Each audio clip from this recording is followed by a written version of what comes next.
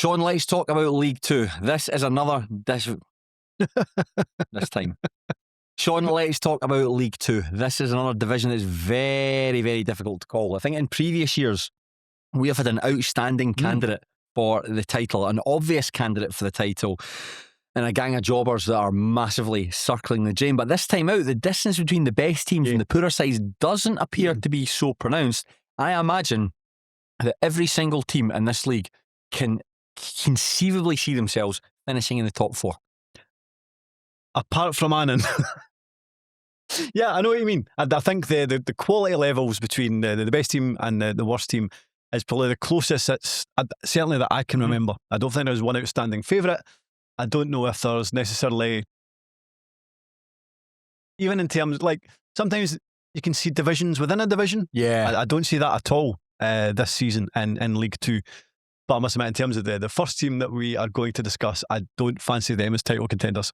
Let's talk about Annan Athletic. Now, funnily enough, Shaughan, going into last season's big preview podcast, we really feared the worst for the Galabankies. It was a slow, unremarkable transfer window coupled with an atrocious series of results and performances in the League Cup group stages, and we were quite confident actually that they would finish at bottom of the division. But thankfully it wasn't quite as bad as that. There were a couple of sticky patches. There was a long winless streaks. There was a moment where Willie Gibson called out his players after they were beaten 6-0 at home by Clyde. It looked as though he had lost the dressing room and might end up leaving the club. But there were some good runs that saw the team flirting with the top four at points, but ultimately they finished in 7th place. I don't want to repeat myself. I basically don't want this to reprise the podcast of 2025-26, but the transfer business doesn't look too impressive at this stage again, and the results in the League Cup group stages haven't been great either, and it doesn't look good at the moment. Hope to be proved wrong again, because I really like Annan, but I could see a difficult season ahead. Yeah, I mean, they've had a number of hidings in the League Cup so far. 4-1, 5-0, 3-0, and then another 4-1. And with each, not that I've watched any, but his interview always pops up when I go into YouTube, and with each one he just looks more and more, Willie Gibbs looks more and more haunted. Funnily enough, I actually looked back because I was like, I'm sure they done something similar last summer as well. Last summer it was worse. They conceded 21 goals in the group stages. Lost like 8-2 against St Mirren. Yeah, that's right. So if anything, they've got better. But in terms of the players, like they've lost a couple of players that you wouldn't want them to if you're an Annan fan, and there's not a huge amount to get excited by in terms of the incomings. Well, tell me about the outgoing players. Who are the players that have left the club you're sorry to see go? In terms of like Tommy Goss, and I know like in terms of going back again, it didn't quite work out, but I still think that he is can be a totemic figure up front. So no, you're not. You're kind of shaking. I think it's probably the right time for him to move on. I think that Goss regressed quite a bit. I think it's his injury that he had. He was out for quite a long period of time, came back. I think I'm not sure exactly what it was. I think there was a dispute between him and the club, and that's what ultimately saw him get moved out on loan to East Fife. Wasn't amazing at East Fife. Went back to Galabank, wasn't particularly amazing there as well. And I think that him going to Threave Rovers in the West of Scotland Football League, I think it's best for all parties. I'm really sorry to see Goss depart, and it does feel like a big drop off for him, because there's one period where you think this guy's like an absolute powerhouse, totemic, to copy your words there. But I just want to see him back enjoying his football, because it feels like he hasn't enjoyed it for a wee while. You know, like I say, the loan spell at East Fife didn't work, going back to Annan didn't work. Let's go to a place where you're back fit and you're scoring goals again, and who knows, maybe at some point you can return to the SPFL. And I know it didn't always. Certainly when I watched highlights, it wasn't somebody that necessarily stuck out, but in terms of his levels of experience, Paul McGuigan has left the club. Again, there's a reaction that suggests that's not necessarily a bad thing. Just I experienced that. I think that's what I had. And he was a good player with the ball, but I think there's a lot of time that Annan didn't have the ball, and he's just too slow to get back. And again, I don't want to be critical of Paul McGowan, because good career. I say it, and again, God, I haven't even met this first time I'm mentioning Paul McGowan, but I'm being critical of him. It's just, it comes to us all. It comes to us all. Just like I think that what Annan need in the middle of the park, he was no longer able to provide them. It's great. He's a good player, Paul McGowan, and there's parts where earlier on in the season it was like him and Josh Todd and Willie Gibson. They were all really capable of popping the ball around. There went a lot of legs in there, and I think that I may be sorry to see him go from an experience point of view. In fact, he's well known, but I'm not sure there'll be much heartache. And Max Kilsby went to Darlington, I think, is that right? Could have been, man. Could have been. The only two, I didn't think Kilsby was notable enough a departure to actually write down in my notes here. The guys that have come in to replace them, or certainly guys that have come into the club, it was a signing that was announced. I think it was even before last season finished. But getting Aaron Muirhead back from Partick Thistle, I think that's a really good signing. Muirhead had been a part-time football player for a while now. Even when he was at Partick Thistle, I think he was playing on a part-time basis. I think he's a roofer. He's from that neck of the woods, isn't he? He's from Dumfries. He started his career at Annan, and when he was coming through, he was very eye-catching, like this big, strong boy that could play a wee bit of football as well, could play right back as well as centre back. And I think him coming back, it's good for him. It's closer to home, so there's not as much travel like to, I think it's where Arbroath train, like Little Kerse or Airdrieonians ground. Less training for him, and I think it'll be a big responsibility for him. I think people will be looking up to him, as given his status. I think it's a good story as well. Like that goes to show you can come through at Annan, we'll give you the games, and you can go and kick on. And Muirhead's had quite an interesting career at various championship clubs. I think he could form a decent partnership with Keith Watson. Yes, but I think both of them will need to remain fit, because I don't know if you watched the highlights of the Clyde game. So they were 2 down after 3 minutes, and it was Daniel Martins who was playing centre half. He was at fault for both. Was eventually subbed at half time, so he's come in from Carly Braves. But the fact that you're going to have Watson and Muirhead at centre half, I'm trying to think what their combined age might be. Probably into the 70s, maybe. So I don't think you'll be able to rely on them most weeks. And I mean, if Martins is the next in line, I don't know. Maybe they'll just try him out. I think Watson may have had a couple of wee niggles, but Muirhead played. I think Muirhead barely missed a game. I'd need to go and check, but I can't remember him missing a game for Arbroath last week. I would have no doubts about Aaron Muirhead being a success at Annan. On paper, that seems like a really solid centre half partnership at League 2 level. I just wonder about how many times they'll be able to use them together. We'll see. Well, and hopefully it's like for Daniel Martins, it is a step up in quality, from the loan league. Like the time you get in the ball, the physicality of the opposition. Hopefully it's something that he can learn. He was quite a big laddie as well. Yeah, very much so. So certainly, and he'll be probably good in both boxes as well. But hopefully he can learn from that. And speaking of both boxes, I think they've added to their strike force. Corey O'Donnell is coming from Stranraer. He had spent the second half of last season on loan at Cumnock. He has the potential to be a world class forward. Was it him that scored that incredible goal for Stenhousemuir? Aye. But it's probably done very little since. Aye, that's right. I mean, I genuinely think that he, with his size and his technical ability, he could be a great player. He reminds me of Chris Templeman in that regard. Someone who you look at Templeman, you think him to be a real threat in the air, but Templeman was best with the ball on the deck.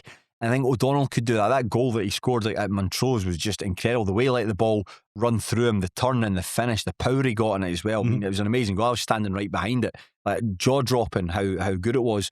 And you would see stuff like that, and it makes sense. Like I can't believe how good a player this guy is. He's got what it takes.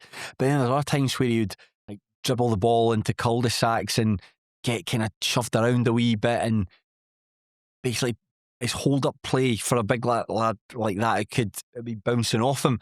And I think that the fact now he has been at, this is his third SPFL club, so he went from Broomhill to Stenhousemuir, and very quickly after his first season, Stenny were just like, Stranraer came in with and offered money, so Stenny were like, listen, go and play regular football. We can't guarantee you the game ahead of Matt Aitken. Go and play a bit of football. So he did. And it looked like a smart signing for Stranraer, like he's dropping down a level, so in theory he should be able to get to grips with it. And it never really worked out. It never really worked out for him. In fact, he was only there, he wasn't there very long, and I think he was put out on loan. So hopefully that experience in the West of Scotland Football League has toughened him up. It's given him the game time that he needs, and he can go and be a success for Annan. He's different to Tommy Goss. They're quite like, they're tall. That's probably the similarities. But whereas Goss was like really aggressive in the air, O'Donnell isn't. But whereas Goss could sometimes be a wee bit like an ice skater, like walking towards the ice rink on when the ball's at his feet, O'Donnell's could be quite silky. But his touch, like I say, with his back to goal play, his touch could sort of trampoline off him at times. I think I remember when he went to Shaughan, as you said, I thought that was a decent signing, and instead it felt like he just looked like a very frustrating player to watch. And I can imagine it being more of the same at Annan. And I wonder if because they'll have Ali Roy, another potentially frustrating striker. I was actually starting to worry that he wouldn't score in the League Cup group stages, but he scored an absolute humdinger against Clyde, so it's a fair play to him. That probably might be his only goal this season, but we'll see. But I suppose they'll still have, they've still got Aidan Smith, and then they've got Tommy Muir who can play at the back or up front. So there's options there, none that I particularly like, to be honest, but I do wonder how effective O'Donnell will be. Hopefully the fact that he's kind of been away from the SPFL and now coming back, but I can imagine it just being more frustration. Aye, I'm interested to see how you get. So another guys you mentioned there, Ali Roy, he's only 29 years old. He's popped up at so many clubs, and you just wonder. I wonder what it's like to be a jobbing player like that. Are you actually enjoying football? Do you enjoy it? Do you enjoy being part of a team? Do you enjoy training? Do you enjoy getting along with the boys? And just when you see something that bobs around with clubs like that, you wonder, what are you just collecting signing on fees? Are you even getting signing on fees? And you said, no, you've had too many signing on fees, you can't get any more. I do wonder if, because generally when he goes to clubs, you wouldn't, like off the top of my head, I don't think he's necessarily rocked up at a club and you think, oh right, he's the first choice striker. And he's maybe been, even when he's arrived, kind of down the pecking order. Don't know if that is the case at Annan, so it might be that he gets a decent run at it at Annan, which could lead to, he might have more success in front of goal than you would normally expect from him when he turns up elsewhere. If Ali Roy wants to be first in line in the pecking order, go and play for a team in the West of Scotland 3rd Division. Then you'll be first in line in the pecking order. He's obviously got a bit about him. You know, you can sometimes, there's times when you watch him, and it doesn't happen very often, but he's on the ball as a wee create space for himself, and you see it, you're well coached. You've got something out. You can see what you're doing is quite deliberate to make that space for yourself.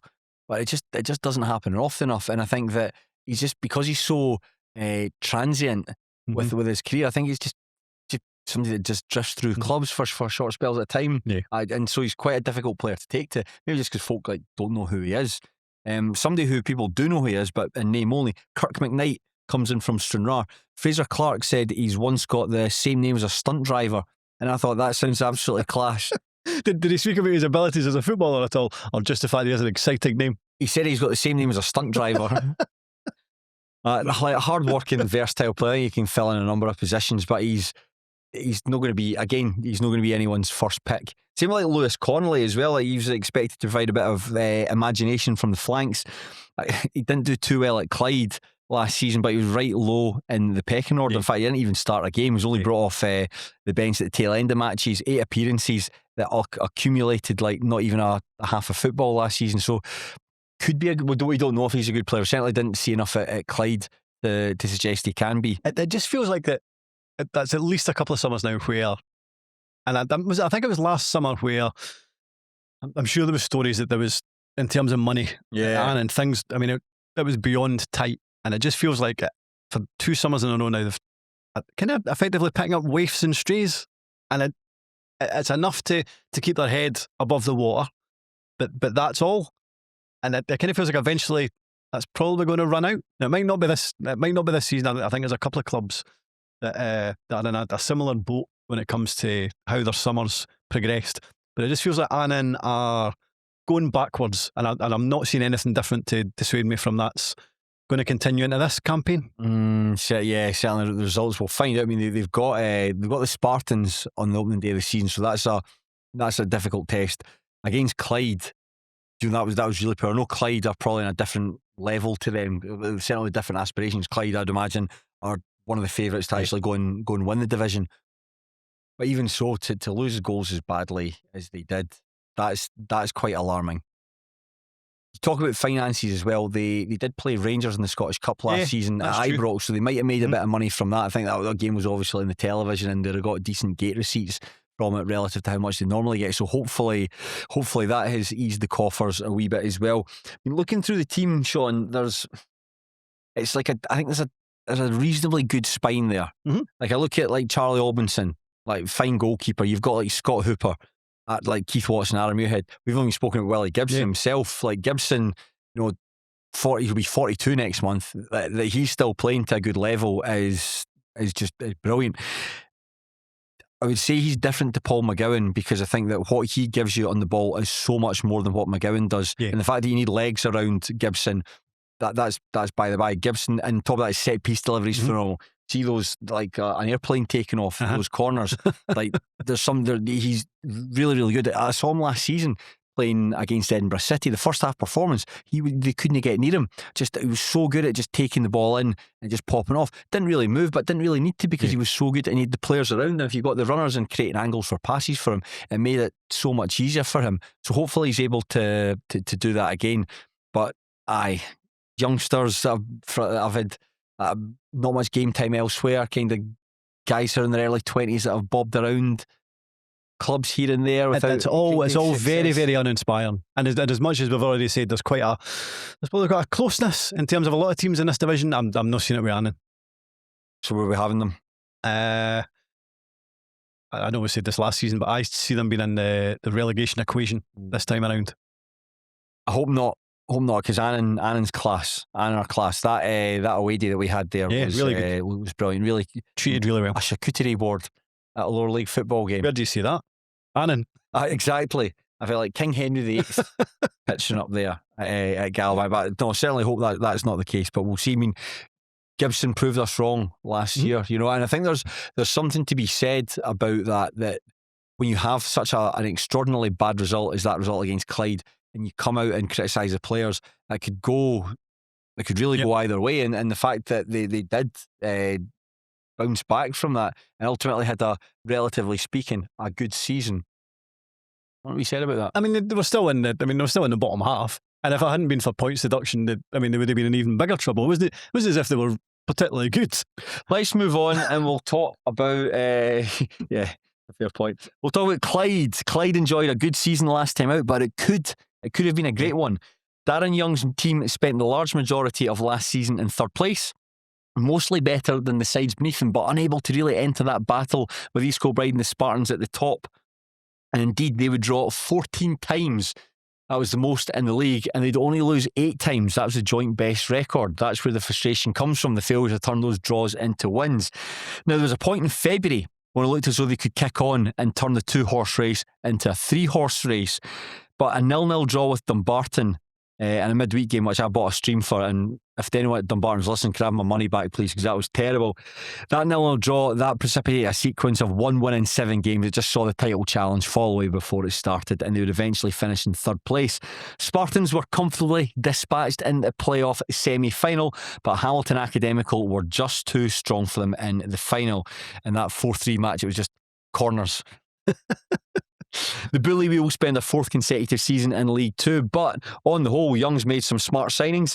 I think he's kept the rump of last season's team and added quite cleverly to it, and I think this is one of the sides who'll be looking to challenge at the top end of the table. Yeah, I think I have them as my favourites for the title early doors. It's interesting what you say in terms of the signings that they've made, because I thought they might have done a wee bit more in the transfer market this time around, and actually there's some like players like Tommy Robson has left, and I know he was quite a divisive character, I suppose, but I think he is for League 2 a very, very capable left back. In terms of who's come in, I think they've done well to keep players around that they would want to stay, but in terms of attracting new players to the club, there's not a lot of names there, and that's not necessarily a bad thing. But I kind of expected more from them over the summer. I was thinking what they need, maybe like a big blockbuster attacking player that could come in and do the business for them. But when you actually look at the squad, look at results, I think he's been quite canny with the signings. You know, the players that he's retained, he's Darren Young's made players better as well over the piece. So maybe it's not about, but it's just basically gently tweaking the squad. You know, and as well, like pushing the boat out in terms of money. I think I'm going to imagine there might be budget left over for that big name player that he wants to come in, maybe help support the attack, somebody that can offer an alternative to like Scott Williamson or Kyle Connell in attack, maybe like a blockbuster attacker to go and play in the 10, maybe a superstar winger that can compete with Jinky Hilton and Marley Redfern. But the squad, I think when you go through its constituent parts, I really do think there's a lot to like in it. No, And I think so as well. I don't really see any like massive weaknesses. There's every team could be better and get better players. You look through Clyde when you look through all and how it all hangs together. I think he's done really well. I mean, losing Jay Hogarth was a blow, but then Immediately came back. Then signing him back alone was a suck. So it's in a weird way though. It's because Jay Hogarth's a right good goalkeeper. You know, we talk about the when we talked about Brian Kinnear when we were talking about Green at Morton. Like Jay Hogarth coming in and replacing him, you see that's what a step up of a goalkeeper looks like. And I think Hogarth, the criticism of him, he lost a goal, maybe in a podcast we covered, where he misjudged a cross. It was a shanked cross that flew over his head and into the net. I think since then there's a perception that he is quite weak from cross balls. Really good at everything else. I think it's one-on-one goalkeeping as well, especially I think he's what I've seen from him, of the kinds of watched highlights, you can see his positioning. I think he's very good at making a striker make up their mind early. And he's like, this is what I'm going to do. You're going to have to try and beat me. And if it goes in, class. But a lot of the time, just through that, he's very good at stopping shots. The only downside to getting him back on loan is if there's an injury at Falkirk, you're going to lose a right good goalkeeper, and you don't have anyone with the same degree of repute in reserve. And in front of him, you're effectively going with three of the same back four. That was so good. Year. That was so good last season. Tommy Robson's the only player that's moved out. You mentioned he's away to Dumbarton. They've brought in Lewis Lovering from Troon. He is the son of the former Adrionians fullback Paul Lovering. Now, you thought Andy McCarthy was a big midden. You ever see this guy play? Oh my goodness, he was. I think he was like, you know, someone like, you'd hate him if he was in you, you'd love him if he was in your team. I don't think you would. I think just, there's like the man people love to hate. Paul Lovering, the man people just hate. I remember seeing him at RGI. It was towards the tail end of his career, but he was a big midden. But anyway, his son played for Troon. I think he was a winger that's been converted to a fullback. So he is quite zippy. He can get up and down quite promptly, and I think he has given an extra dimension down that left flank. I thought that Robson was quite a solid fullback. I don't know if it's because he was playing at Queen's Park, he was playing the Championship, had dropped down, you were expecting an absolute superstar. But I suppose you sign a steady player from the Championship, a steady player in the Championship is going to be a steady player in League Two. And I think there's quite a bit of money spent on him. I'm going to imagine this is at the time where Ian McCall was spending a lot of money on players, and Robson would have been the beneficiary from that. But the fact that Lovering's come into a really settled backline where you've got Darren Hines on one flank, who's a player who I don't think a lot of people would have expected him to still be part of this Clyde team. He's a player similar to Kyle Connell, similar to Marley Redfern, who's got better under Darren Young's watch. And you've got like Craig Howie and Logan Dunnicky at the centre back. Big guy that can head and kick the ball all day, threat for set pieces, and somebody that's a bit more composed on the ball. Because I think Howie maybe played in midfield at points earlier in his career. Don't quote me on that. He might have done, but you've got two good players. So you've got a good goalkeeper and a good backline, and that just gives you that platform to go and build on. We know what Young wants to play. He wants like a 4-2-3-1, and I think if you've got your settled defence, everyone knows they're going to be playing most weeks. A good goalkeeper in there, that's a great platform. Yep, I mean, you talk about the importance of a spine throughout the team. I think Clyde's got a very, very good one. But as you say, maybe up front, I know Kyle Connell has started the season very well. Yeah, I never really know what to make of him. Again, somebody who sometimes flatters to deceive. Sometimes it's that long throw. Feels like maybe why he's in the side. I know he again didn't impress at Wraith Rovers. Whether he would ever be good enough to play at that level. But the fact that he scored a hat-trick against Annan kind of augurs well for the season to come. And then I've still got Scott Williamson, who I quite like, but maybe doesn't get enough goals, or the amount of goals that you would maybe expect him to get. For Kyle Connell, there was a point, I'm sure, he was one of the players that Ian McCall signed as well when they were going through that splurge. And I think there was a point where you're thinking, this guy's just a total waste of space. I think there was a game, it was a Clyde game a couple of years ago, a Friday night game at New Douglas Park. They were playing Edinburgh City. And Connell, I think, was taking a bit of pelters from the fans here just for just having a really poor performance. And I think he'd have been a player that a lot of people would want out the door. Now he's like one of the first names in the team sheets. The throw is now just part of an array of attacking that he's got. He's like a technically good player. I think he links up with Williamson quite well in a sort of more withdrawn role. So he's a player that Young has made better, or certainly reinvigorated. Williamson, hard-working. I think maybe that's what attracted him to Queen's Park to sign him from Cambuslang Rangers in the first place. Didn't work out from there, obviously, and now he's at Clyde. I think he's quite he can be quite dynamic. but he's not the most refined finisher, so I think that he can get himself into good spaces but can't necessarily capitalise on it. I think he's probably going to be good for like 14, 15 goals a season. So they'll see how he gets on. But behind them, you've got like Jinky Hilton has turned into just like a pretty good like League Two attacker. Yep. He's probably one of those guys that's going to be just stuck in League Two for the rest of his life. If Clyde win the division, he'll just wave them off and go on to the next team.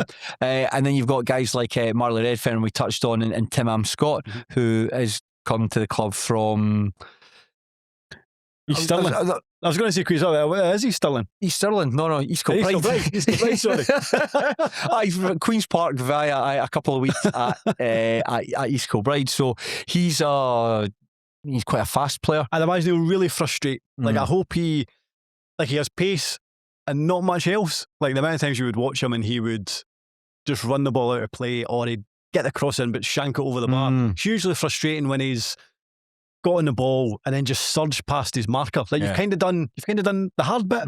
Just dink the ball into the penalty area. If he can add that to his game, then he'll be such an outlet for them because of the other attributes he has.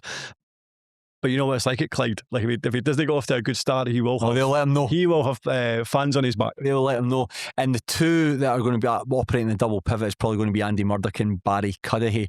Like Cudahy this is his 10th season with Clyde, but he's made less than 300 appearances. For somebody that's been there that length of time, that's a really low number. But there's probably a reason Barry Cudahy is still playing for Clyde. It's just because he's injured a lot of the time. And Murdoch's just really good. Murdoch's just a really good player. Just really, really tidy and quite tenacious to go alongside it. So that's a good, very competitive starting 11 when you kind of look through all the constituent parts there. If they can all stay fit, and there's a big exclamation and a big asterisk next to Barry Cudahy. I think it'll be Kyle Fleming that will come in and replace him. Good team, good spirit. Know what they did wrong last year. Have tickled it just slightly to improve. And you add in a manager who's a League Two specialist in Darren Young. It's interesting because like Darren Young hasn't always been that popular with Clyde fans, and yet they came so close to. And I appreciate why. Like even though they went like a ridiculous amount of games unbeaten last season, there was so many of those. That unbeaten sequence was draws, and then just when they thought they could maybe get into the title equation, they kind of fell away a bit, but came so close in the playoffs. I like him. As you say, he is very much a League Two specialist, and as much as I don't think they're necessarily stronger now than they were at the end of last season, but I also don't think they have to be much stronger to potentially win this league, because you don't have East Kilbride. We don't know if Spartans will be as good as they were last time around. So no, I think they are a very, very strong League Two team, and I've got them as my favourites. You're going to have them down to win the league. I've got them in second. Okay. We'll talk about Dumbarton Football Club. Last season, very challenging for Dumbarton. Although the club were brought into an even keel under the leadership of Mario Lapointe and trending in a positive direction, they were a shambles on the pitch. You know, given the club had just been relegated into the division and were beginning the season with a 5-point deduction as punishment after administration, survival was the priority. And yet they started the season reasonably well, but results took a dip in mid-September. The team took 5 points from 8 matches, and at the end of November, Stevie Farrell's 4.5-year tenure came to an end, following an humiliating defeat to Auchinleck Talbot in the Scottish Cup. Farrell's replacement was the least left field appointment imaginable. It was his assistant, Frank McGuigan, and McGuigan would win just one of his first 11 matches in charge. Supporters were not convinced. Frustrations were being directed towards the owner at points, but Farrell dug in, somehow put together a 9-game unbeaten streak to ultimately move away from Edinburgh City at the bottom of the division. He'd win the League Two Manager of the Month for March. He would appear on the Terrace Scottish Football podcast with you and I to celebrate his achievements, and Dumbarton would ultimately finish the season 9th place. But I think something similar would not be tolerated. Fans are looking for a lot better. I think the fans are looking for them to challenge for the top 4, and I think anything else would be a bit of a disappointment. Yeah, I would agree with that. I mean, I think firstly, fans were delighted and hugely surprised at the amount of players who impressed them last season and then stuck around this time around. So in terms of Leighton McIntosh had an excellent campaign last time I around. think he might have been tempted elsewhere. I think I'm sure there was someone else that was in East Kilbride. There was a wee suggestion that Kennedy had been in touch. I know. In fact, I was at the game and Kennedy had a conversation with him after. Right. And there was other rumours that was kind of swirling at that point. Clearly, that didn't come to pass. Okay. I think that's a really good signing to keep him around. And again, seems to have started the season very well. The fact that they were able to keep Ali Omar, he came in and played centre half. He came in, I think, in January, done really, really well. And I mean, the suggestion was there was no chance that they could keep Ali Omar because he comes to down south. And the suggestion was he just wanted to get back down to England. The fact they're able to give him a new deal, incredible. Albeit he started this campaign a wee bit slowly. I wasn't very good against East Kilbride. The fact that they managed to get Aidan Rice back in goals from Celtic on loan, surprised at that because he was excellent. And again, you think, right, well, you've proven yourself at League Two. We'll send you back out on loan. Maybe we'll send you to a League One club. I don't know if you say proven himself because he's only played about 15 games. Got a kind of full season under his belt. Fair enough. I think it's good for his development where you're going to be Dumbarton's number one. You're going to be playing the full season. Then you can kick on. I think this is a good move for all parties here. So it feels like they've kept a lot of the players that they would want to stick around, and I actually think he's made some really shrewd signings in the summer as well. So I can fully understand why Dumbarton fans are at last optimistic going into a season. Yeah, the boys that have come in there, like Aidan Rice, as you mentioned, he's a real coup. But the new guys like Tommy Robson, I think he's a real solid addition that's coming from Clyde. Lewis Spence, I think he's injured at the moment, so we haven't really seen him. But he's been really successful at East Kilbride. You know, you've got 2 Lowland League titles and a League Two title over the last 3 years in your time there. Best of all, bang bang, Darren Lang. He signs after a strong season with Stranraer. I think maybe been injured at points. I think that's what's held him back, and I hope that doesn't happen again this season. He's never been particularly prolific. I think he had a decent number last time around. Hit double figures last season, which is especially impressive when you realise how he did miss chunks of the season. But he's not just a goal scorer. I think there's quite a bit to his game as well. I think he runs the channels. I think he's quite strong. I think he's skillful, so it's not as if he's just a penalty box striker. There's a lot more to admire about his game. And he's a mathematics teacher outside of football as well. He's a mathematics teacher, he's brainy as well. Fair play him. If you had said to me, guess what Darren Lang's job outside of football is, I would never have guessed mathematics teacher. So that's really interesting. The other interesting players coming on loan from Queen's Park, Josiah Sowa, who is very fast and very skillful, but you wonder if he's got an end product. I wrote down here my comparison to him, Luis Mendoza from D2, the Mighty Ducks. Someone who's absolutely rapid, but just someone who, I'm not going to suggest that Josiah Sowa is going to crash into a wall made of cans and have to rebuild them himself, but I'd like to see him get a cross into the striker's head, please. Yes, and I suppose another thing that may give him a better chance of having a good season, and other players for Dumbarton, is the fact they've got a new pitch. Because that's huge, in terms of if you're a flair player at Dumbarton, it's quite hard when you're just playing on sand or you're surrounded by divots. But the fact that they now have a good surface, that can only be conducive to their style of play. For someone like So who wants to run with the ball, I think that's something you can just hit the channels without having to worry that if I take a touch, it's going to bobble off my foot and you can't get the ball away from you. So that's going to be massive. There was times the pitch was an absolute embarrassment. There's no other way to describe that. That pitch was embarrassing. I'm not saying anything that Dumbarton fans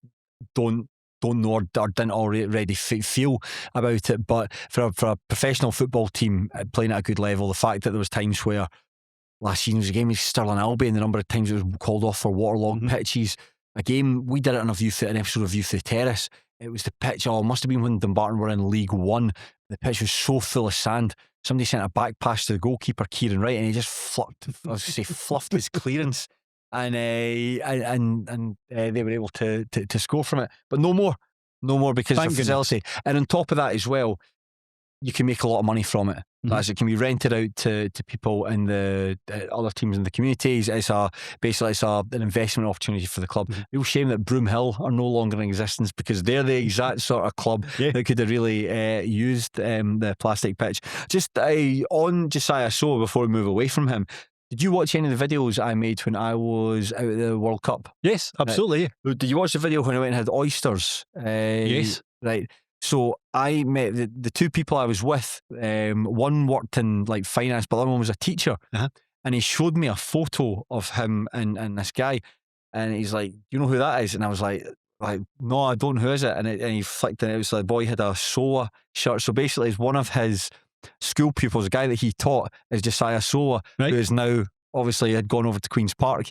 There's a clutch of guys he'd basically taught who'd gone into professional football, involved sort of like scattered all over the world, but he taught Josiah Soa. That's And amazing. it's like he was like, I was talking like my job's to know about lower league Scottish football. Shows me a picture of a lower league Scottish football. Don't know who he is. I've never seen this man before in my life. Never heard him. Slides to the next one. Josiah Soa, of course. How could I forget you? I think Frank, and speaking of the players that are coming in, I think Frank McGuigan's very much looking to add more players to his squad. I think there was talk there could be up to 7 players coming in. Really? Aye. Goodness me, that would be a big squad. Aye, but I suppose that if you kind of look at the areas, maybe cover a centre back, maybe a bit more pizzazz on the flanks, maybe another striker to compete with Darren Lang and Leighton McIntosh. Because I think that has been an issue since this season started in terms of the right back position and the centre half. Yeah. So I think Webster has been at right back and Mikey Doyle has been playing centre half. That was at East Kilbride, that match. Aye. Now when they brought Doyle in, I thought that was a great capture. I thought that's a really, really good signing for them. And he's probably flattered to deceive. But I think for the game that they've just played, I think Webster and Doyle swapped, and Doyle went back to right back and Webster went back to centre half, and the pair of them just looked more comfortable there. But it definitely feels like if they are going to add players, then the back four might be the place to start. Yeah, Doyle's been a bit of a funny signing because when they brought him in from Cove Rangers, I thought that's the exact kind of personality that this team needs. I think that Frank McGuigan's interesting his early interviews with the club. I mean, apart from the very first interview, which was he just kind of looked a wee bit deranged and scary. Aye, quite scary. Yeah, I didn't care for that. But since then, I don't know if he watched it back and realised, my goodness, I can't talk like that again. But he sounded far more assertive and more confident in himself, and that's certainly something that struck by when you see him being interviewed now. It's like two different people when you see him. But at that early stage in the game, I think it was after they lost 9-0 to Inverness Caledonian Thistle in the KDM Evolution Trophy. Yep. It was very made up his mind. He had made up his mind about the kind of players that he wanted to keep at the club, the kind of players that were going to move on, and the kind of players he needed. And I think Michael Doyle is the kind of personality that teams need, who is a bit of a banter boy, a bit of a wide boy, someone who's like really positive, someone who really looks after himself as well. So I think he's good to have around for a number of reasons.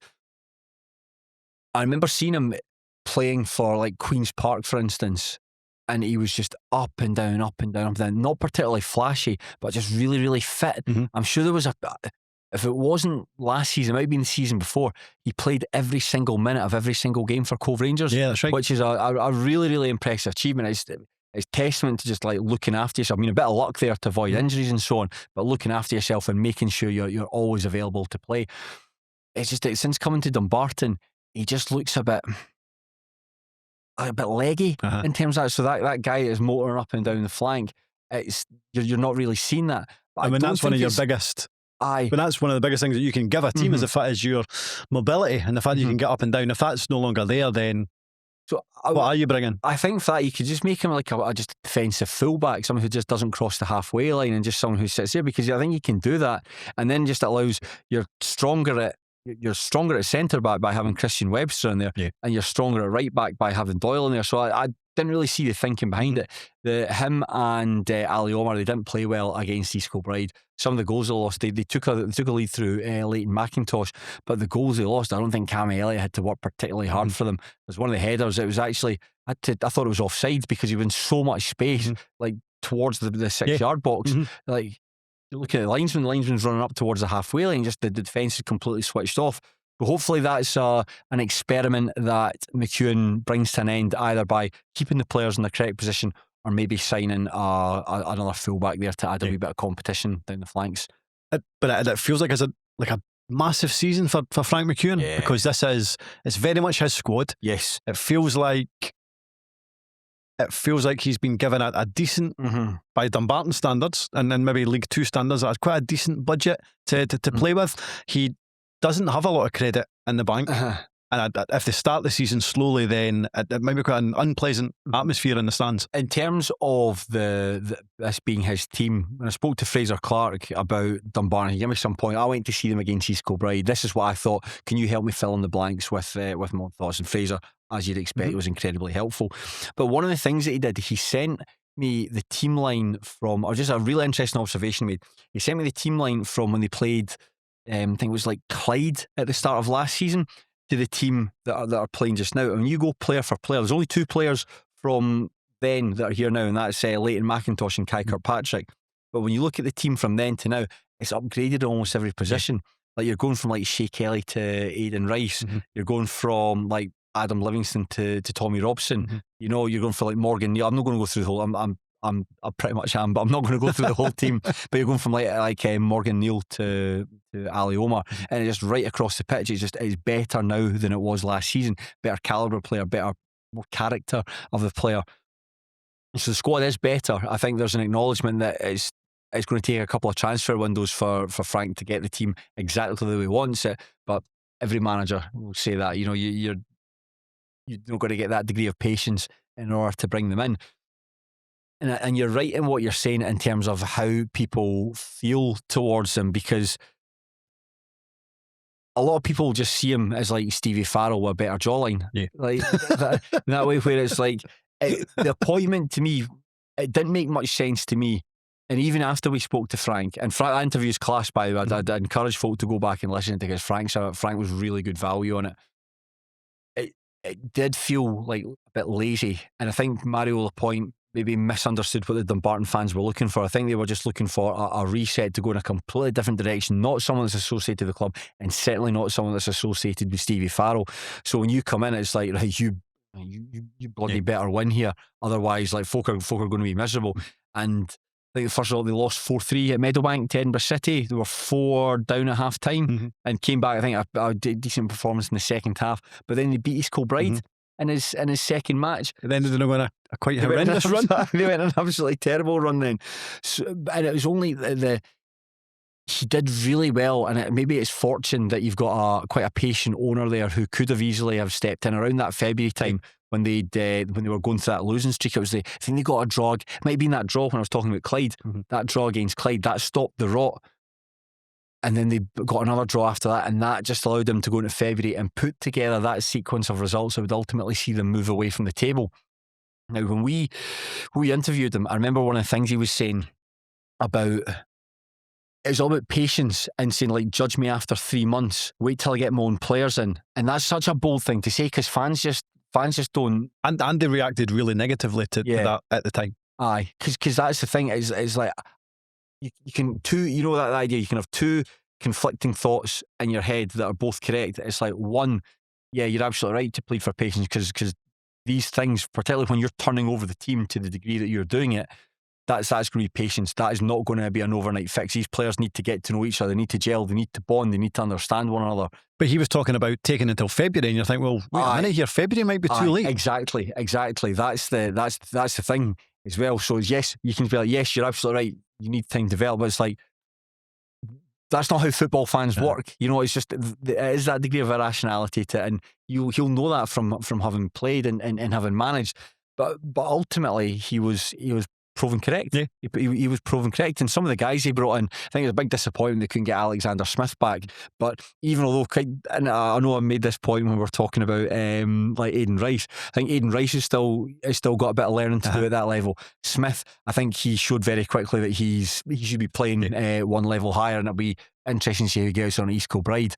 But he'd have been a great player for them to have in there. And it's bringing guys in like that, likeable players like Smith. I think the fact that he's just like a toty wee guy, you're rooting for him when he's going up against like bigger guys, and he's taking the absolute piss out of them. So he did give Dumbarton fans something to hold on to. One other thing I like about him as well is that he's really clear at what he's trying to achieve, and he's very clear about the kind of player that he wants in his team. You know, I find that I find that really interesting, and I think this is he's clearing what he wants, and it's just going to see if the fans will stick with him and if he can win them round. I'm going to imagine there's some fans at the Rock that'll just never take to him. No, I don't know if I agree with that. I think as long as he wins a lot more games than he loses, and actually I think they might this season, then I think he will. I think he'll be absolutely fine. And if let's say they finish top 4, I think a lot of fans will have forgotten about the concerns from the last campaign. No. I think if they finish, I think there'll be folk that'll be like, they'll begrudgingly be pleased with what they're seeing, and then as soon as that McGuigan was shite, I think that's what'll happen. I mean, don't get me wrong, I'm not saying he has a lot of credit in the bank, but I think if he starts slowly, then yes, he's in a bit of bother. But I don't think they will. I've got a lot of confidence in them this season. I hope it goes well. Yeah. Maybe I'm just biased because I quite like him and I hope he does well. All you need to do, if you're a struggling manager, win the Manager of the Month and then come in and chat to me and Shaughan via Riverside. We'll speak glowingly of you. Andy Graham, Chris Aitken, Mick Kennedy, all great guys. Absolutely smashed. We're absolutely pathetic. We're shameless. There's some quite embarrassing about it. It's true though. I understand, like, when you work in the media, when it comes to like, you'll never criticise. These players never get criticised because they're just talking about their pals. Exactly. Exactly. I mean, you stick up for your pals. Exactly. I might have lost 14 games in a row, but he always puts his hand in his pocket when it's time to get around in. So what are we saying then for Frank McEwen's Dumbarton? I'm going to say top 4. Top 4. Yeah, why not?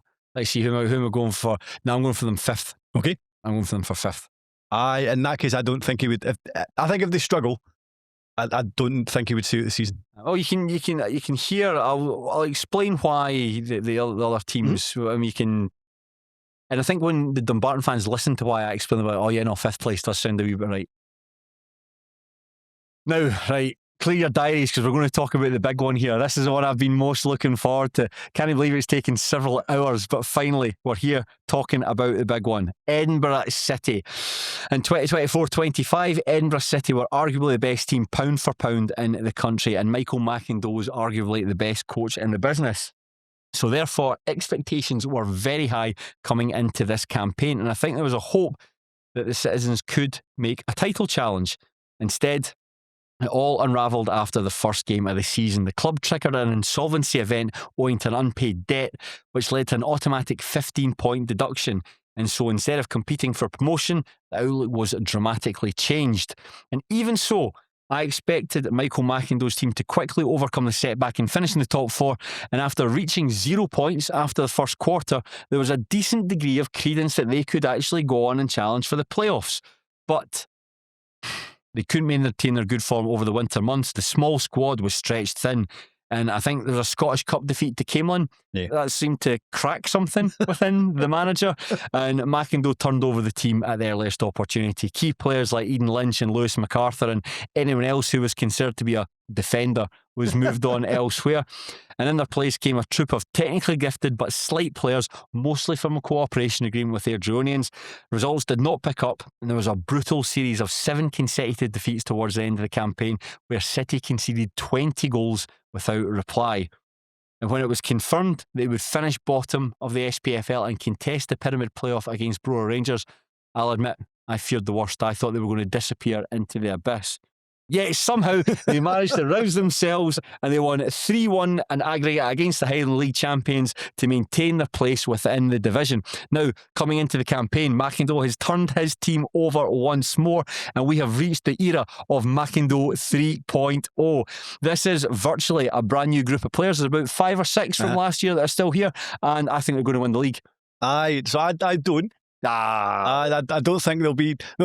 As long as they can stay on top of their admin. Which hasn't started that positively. I mean, that's important to say. Yeah, they fielded an ineligible player in their 2-0 defeat to Ayr United, which suddenly became a 3-0 defeat to Ayr United. It was like, Edinburgh, come on. I think the headline I saw was like SPFL club in administration error. You knew Whatever it it was was. going to be. And I was like, oh, this is good. I'm going to click on this and it's going to be Edinburgh. Of course it was. Of course it was. Thankfully, it didn't cause too much. Yes. No financial penalties this time. yeah. No points deductions. I have been impressed by the business that he's made in across the summer. I think there's probably a more even spread of quality throughout the team, potentially if that makes sense. So they're maybe less reliant on certain players. So like Malik Zahid, for example. I just think the problem is they've lost a number of key players. Probably too many very, very good players for them to be potentially title challengers. Okay. I think they'll be a mile away from the kind of bottom of the table. Whether there is enough about them to win the league, I am not sure. Tell me about these key players then who have left the club, because when I was looking through the outs, that team that finished last season was a pretty shabby looking team. The only players I think I'd be sorry to see cheerio to James Stokes, who's gone into Peterhead. The one I'm actually really sorry to see goes Bradley Quinn Barrett? Mitchell. I wouldn't put him as Bradley Barrett as a key player. Yeah, Quinn Mitchell. Quinn Mitchell's a key player, and I think he was a bit of a feather in the cap for the Citizens, because he had played at the academy level and had graduated into the first team and was pretty much a mainstay.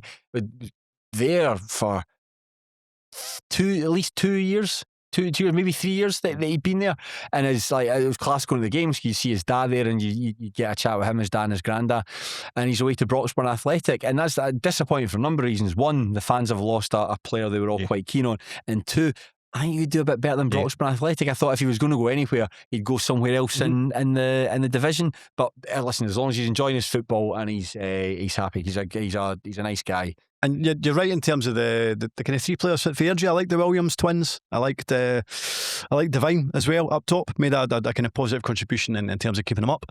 Excited by the recruitment that they've made. Like the Leaches, like those feel like a really good couple of additions. The Leaches, yes. Now here's a question for you. And this is only something that feels like it's ever happened at the War, but they had two sets of brothers last season, the Williams brothers, and they've got two sets of brothers. One set of brothers last season and one set of brothers this season. There you go. I wonder if that's ever happened before. Craig Anderson would know. Yeah, I mean, there's surely. I mean, it must be. I'm going to imagine like the War. You know, something like that would have happened where there would been a set of brothers and then the next team was a set of brothers, different brothers. But it just feels like quite unusual. There's been quite a lot of unusual family stuff happened here. You know, I say there's two unusual things.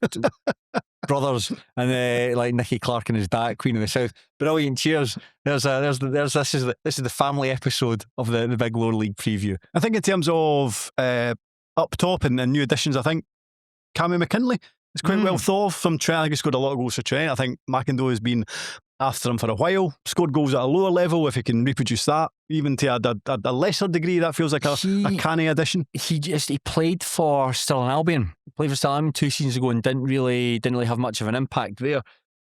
That was 2 seasons ago. Of course, he might be a better player, but just a degree of caution. I know that Michael McIndoe's really keen on him and really likes his hold-up play, but just I think that Stirling Albion fans were quite keen to see him 2 years ago, and I don't think they got much from him. Jordan McGregor coming in at centre half feels like gives a bit more. He's more robust than maybe other players have had there in the last season or two. In theory, yes. It's just I've got a wee bit of the fear about Edinburgh City signing rejects from East Kilbride, because it did not work well at all back in January when they were pilfering through Mick Kennedy's trash to see what they could pick up. However, in fairness, I do think like Jordan McGregor's a lot better than Eric Sula. And Josh Grigor. Yeah, again, just improves him. I think Josh Grigor should never have been allowed to leave the club in the first place, because I think if you're running an absurdly small squad, is what McIndoe's penchant seems to be. If you're running such an absurdly small squad, Josh Grigor can play in 4 different positions. Like he can play both fullback positions, he can play in the middle of the defence, and he can play in front of the defence as well. Technically capable, really nice guy as well. Like he was at the playoff final against Alloy. He's really pally with I think Scott McGill's one of his best mates. Was there to see him, and I was chatting to him, and he's just a smashing guy. And it was great when he said, so I was like, what are you doing next season?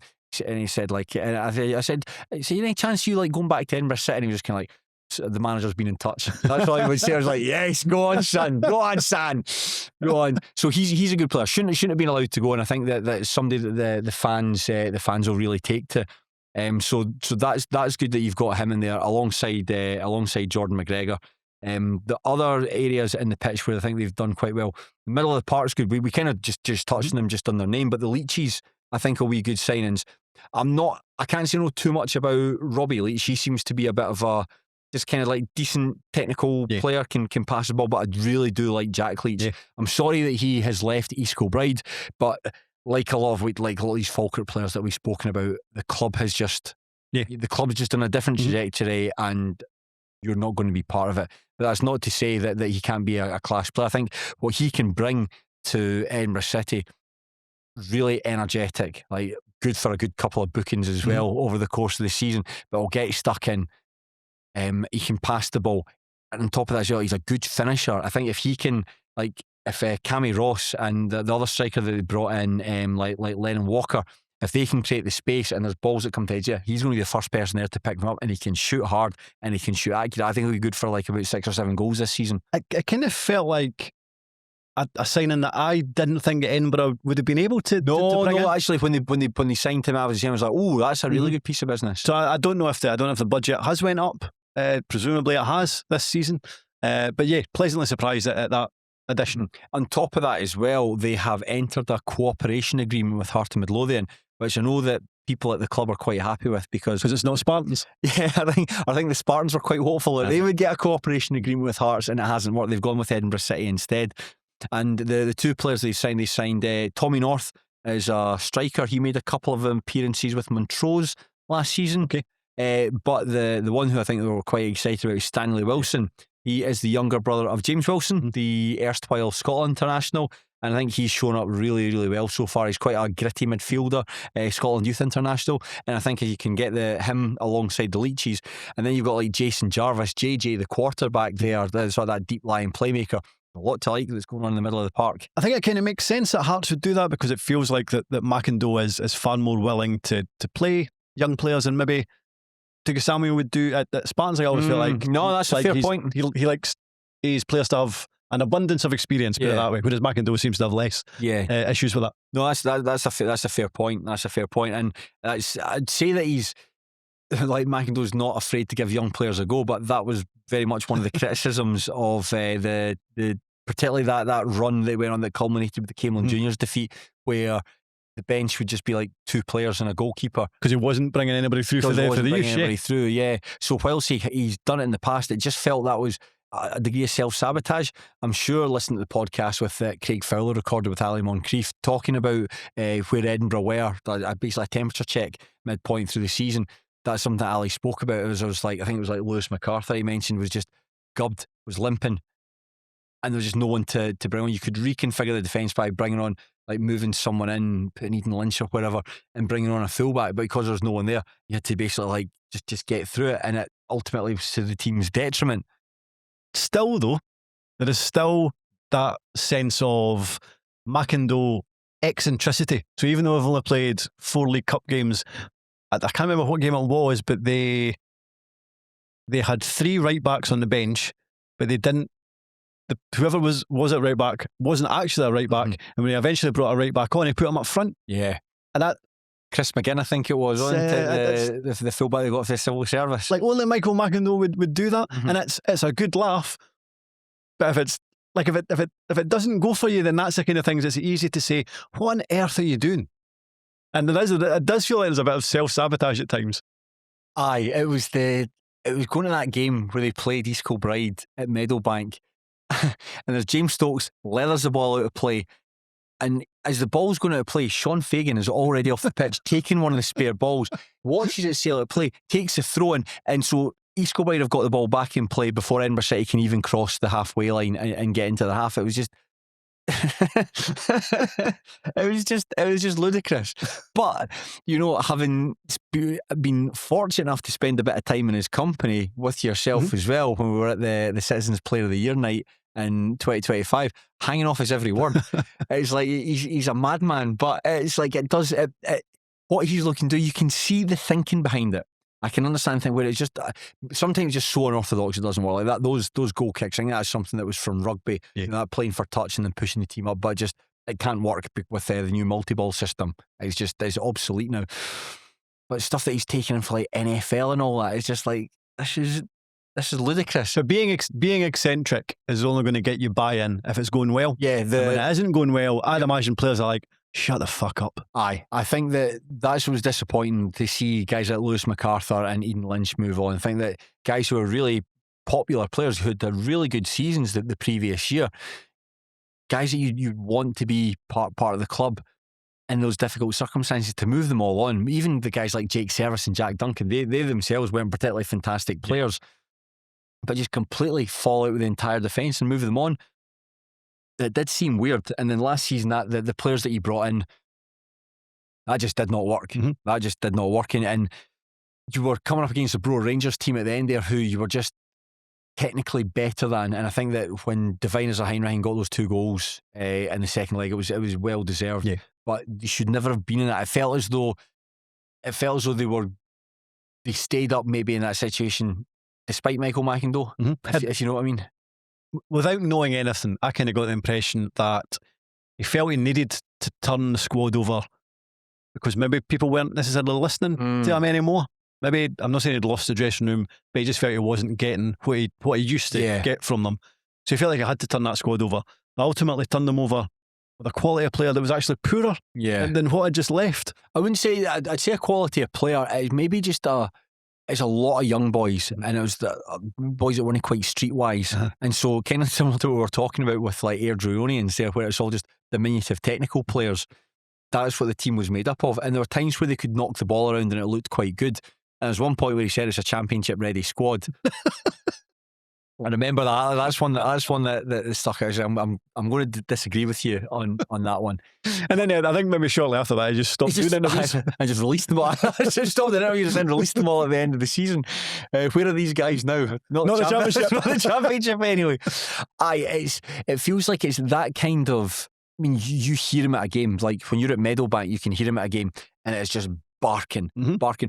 Not in a Dougie Imrie way, not like dig. It's all basically he's like directing the match. He's like a conductor and he's telling the match. And I'm sure there was a game, I read this in Pine Bovril, there was a game where somebody told him to shut up or something like that. Like a fan was like, shut up, something like that. And he turned around and said, like, I need to do this, they'll lose. Something along the lines where like, I need to be doing this so the team won't win the game.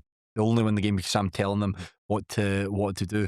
Which is a bit, I'm sure it's just in the heat of the moment and all that, but so don't read too much into that. But it feels like just taking the autonomy away from it does feel like he needs to feel like he is in total control of everything, and not just how he directs players and like across the 90 minutes. It feels like he needs to, every single element in the club he needs to control.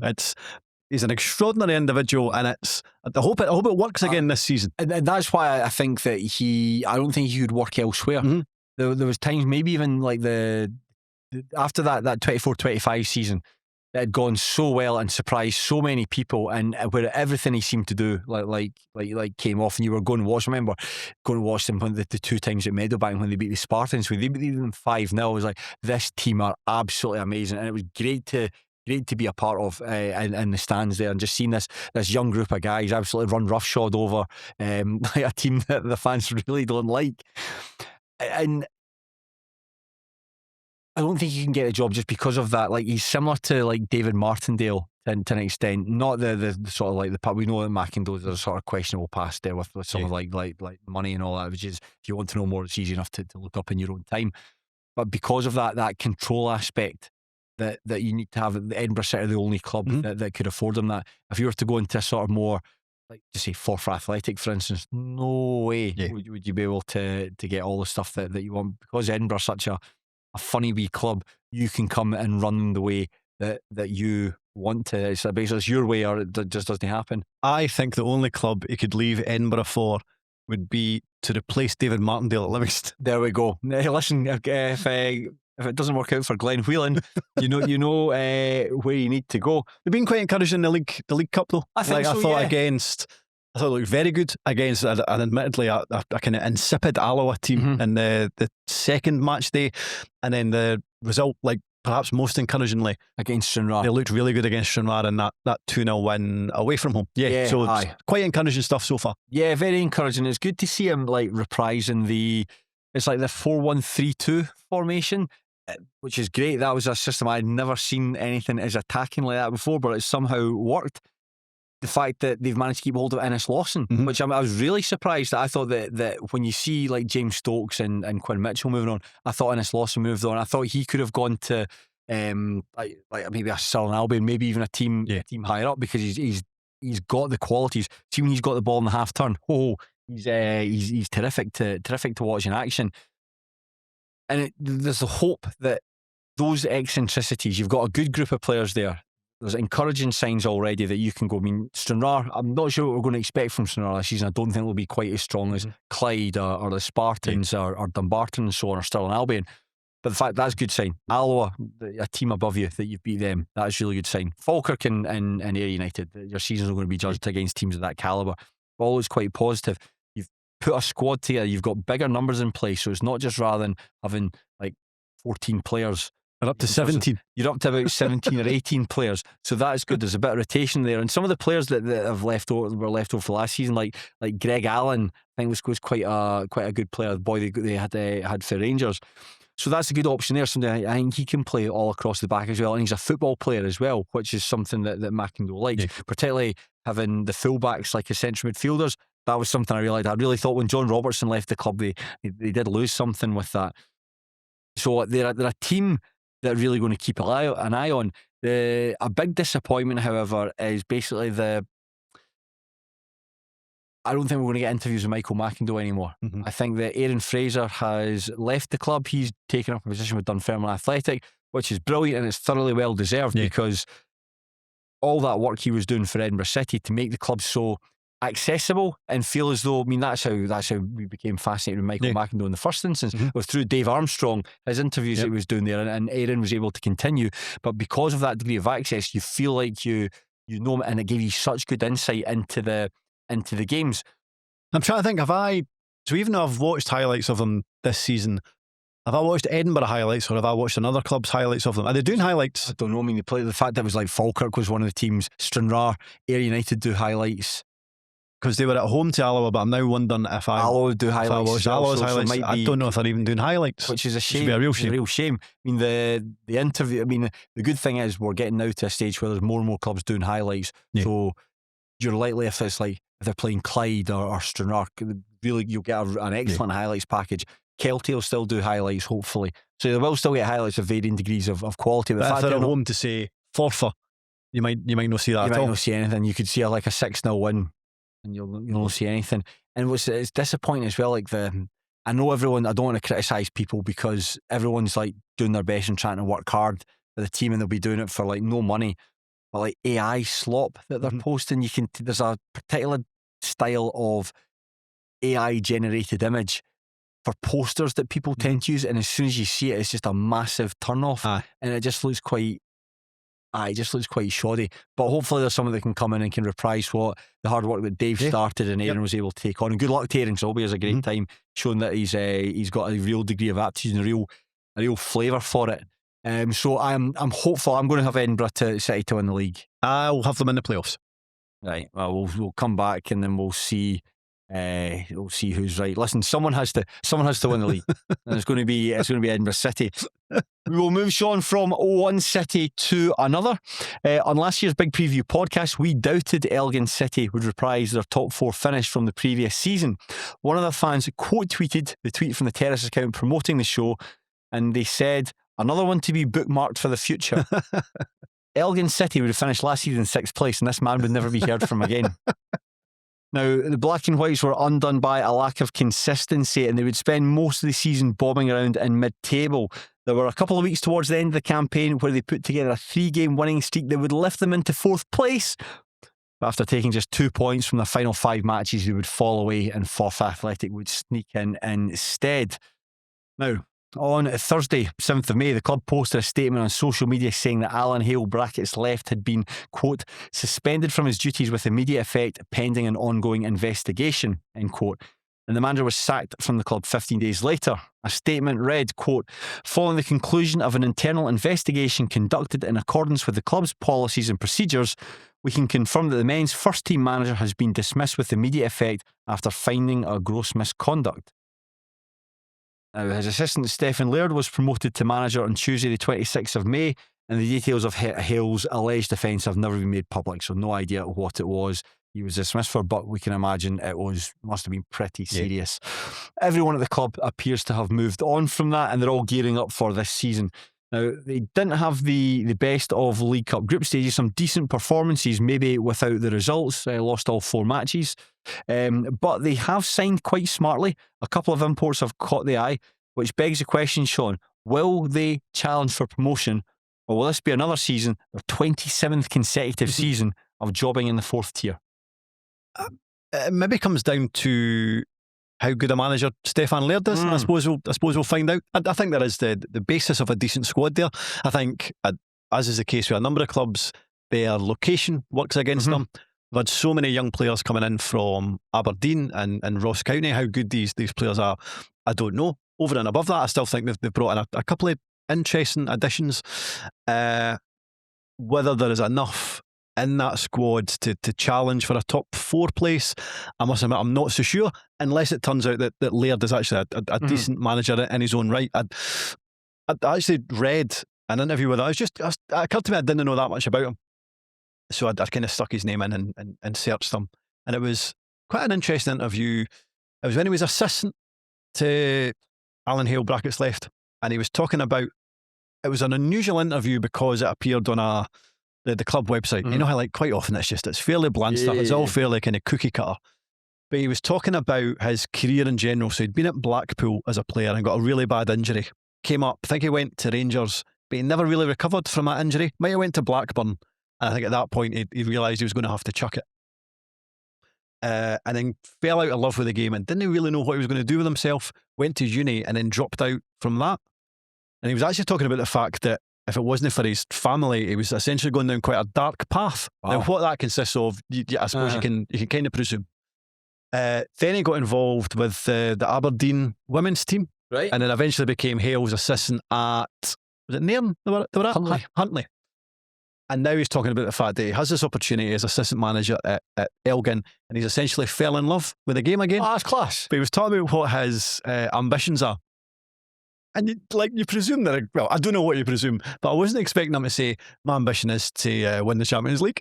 Now, whether he didn't go on to say, I want to win it with Elgin. I mean, I'm presuming he means at a club a bit further up the food chain, but it was a really, really, he sounds like he's a very interesting character. I can't say I know too much about Stephen Laird, but I did watch his interview following the defeat to Hamilton Accies, and there's acknowledgement that the game, they were never likely to win because Hamilton are a couple of steps above where Elgin are, and Elgin were out of the competition, and Accies still had the chance of going through at that point.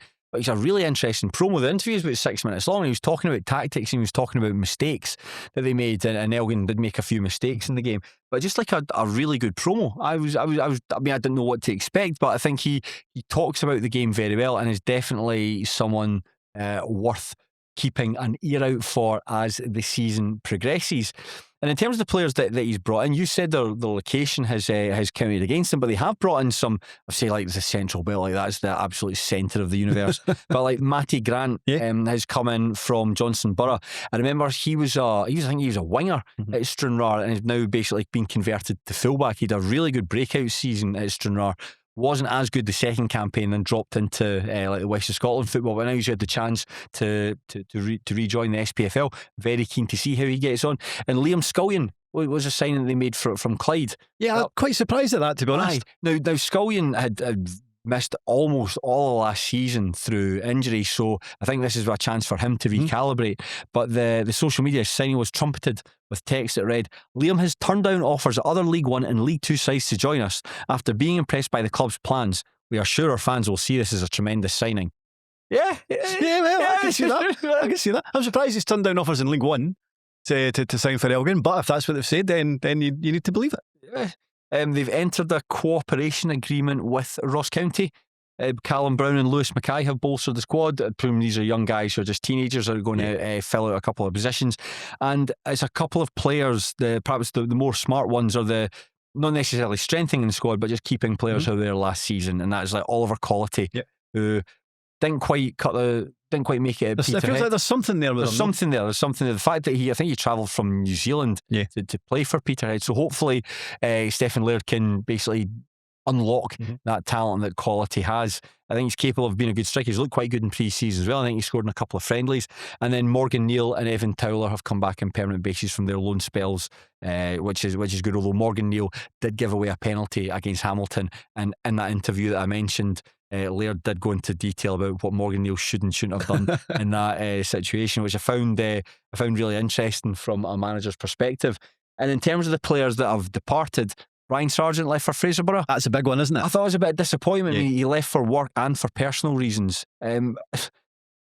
Just pick one. Just say work reasons. It's fine. Don't need to go into anything else. But he had looked like he developed into a pretty handy League Two striker. 16 goals last season. Another player who might not be necessarily as big a loss on the pitch because he didn't play as much. He spent the second half of last season alone at Formartine. That's Matthew Cooper. Matthew Cooper spent 12 years at the club and made more than 300 appearances.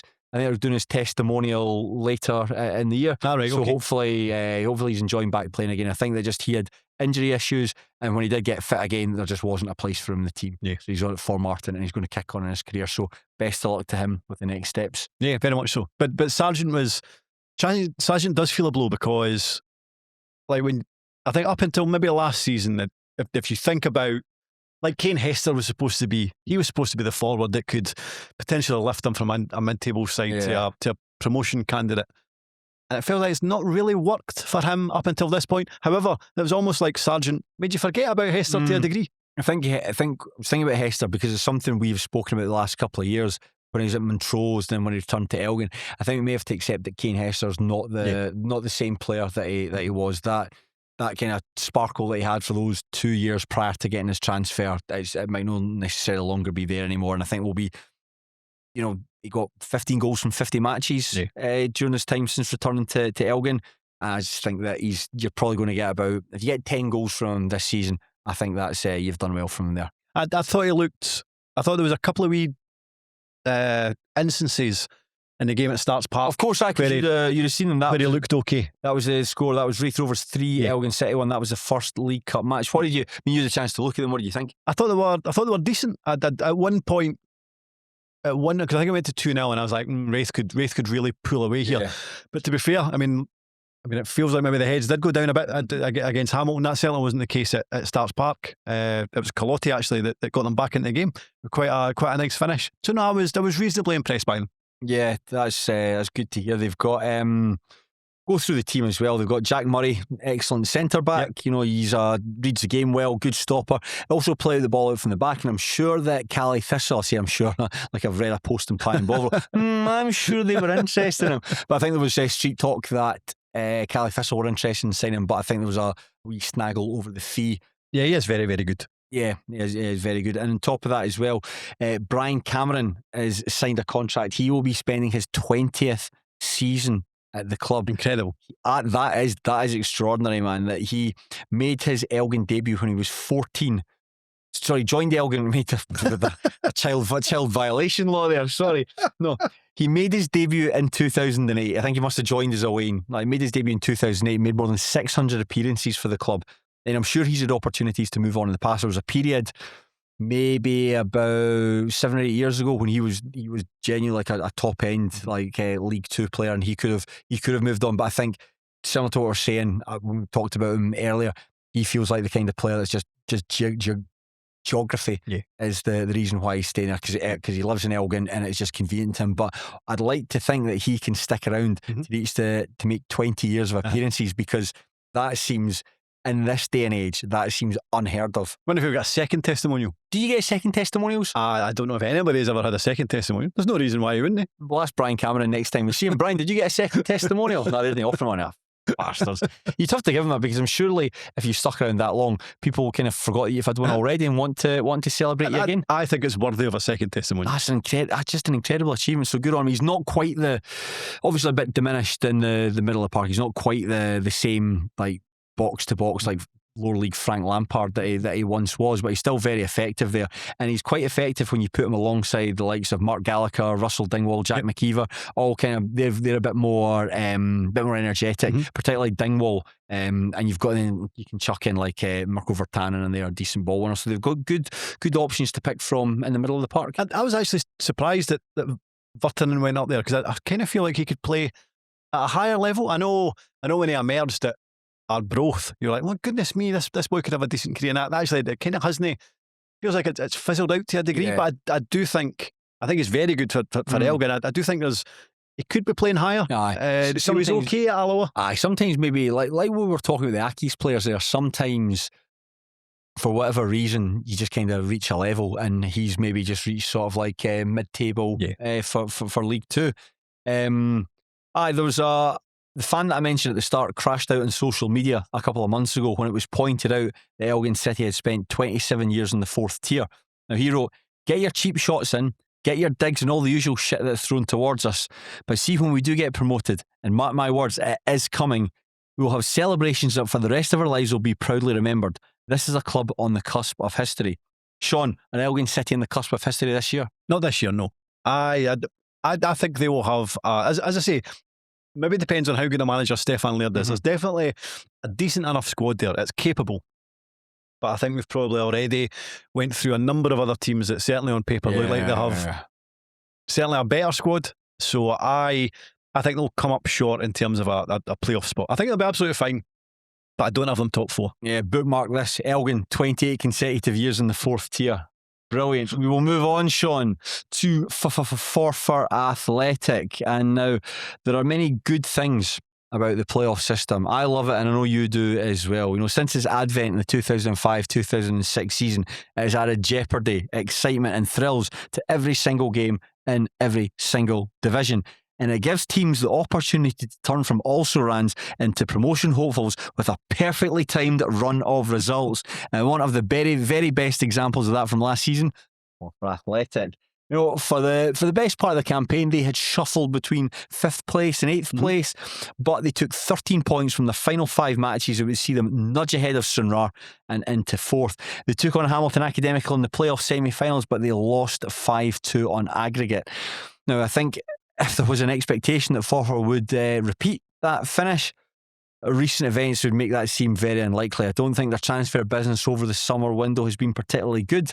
Their best player suddenly departed despite having a new contract given to him a couple of weeks prior. They were thrashed in the League Cup group stages. They lost 8-0 to Livingston in their 3rd match. The 3-1 victory over Brecon City in the final game might provide a little crumb of comfort going into the new season, but for the Loons, I've got a bit of a bad feeling going into this campaign. Yeah, again, it feels like we mentioned that for a couple of clubs. Okay, it's probably not quite as severe as Queen of South, but it feels like they are ill prepared for the league campaign starting. Like you've mentioned, so Stuart Morrison leaving, so their best player has a massive impact in terms of what they can do defensively. Scott Bright was good for them when he was on loan from St Johnstone. He's obviously departed and has moved elsewhere.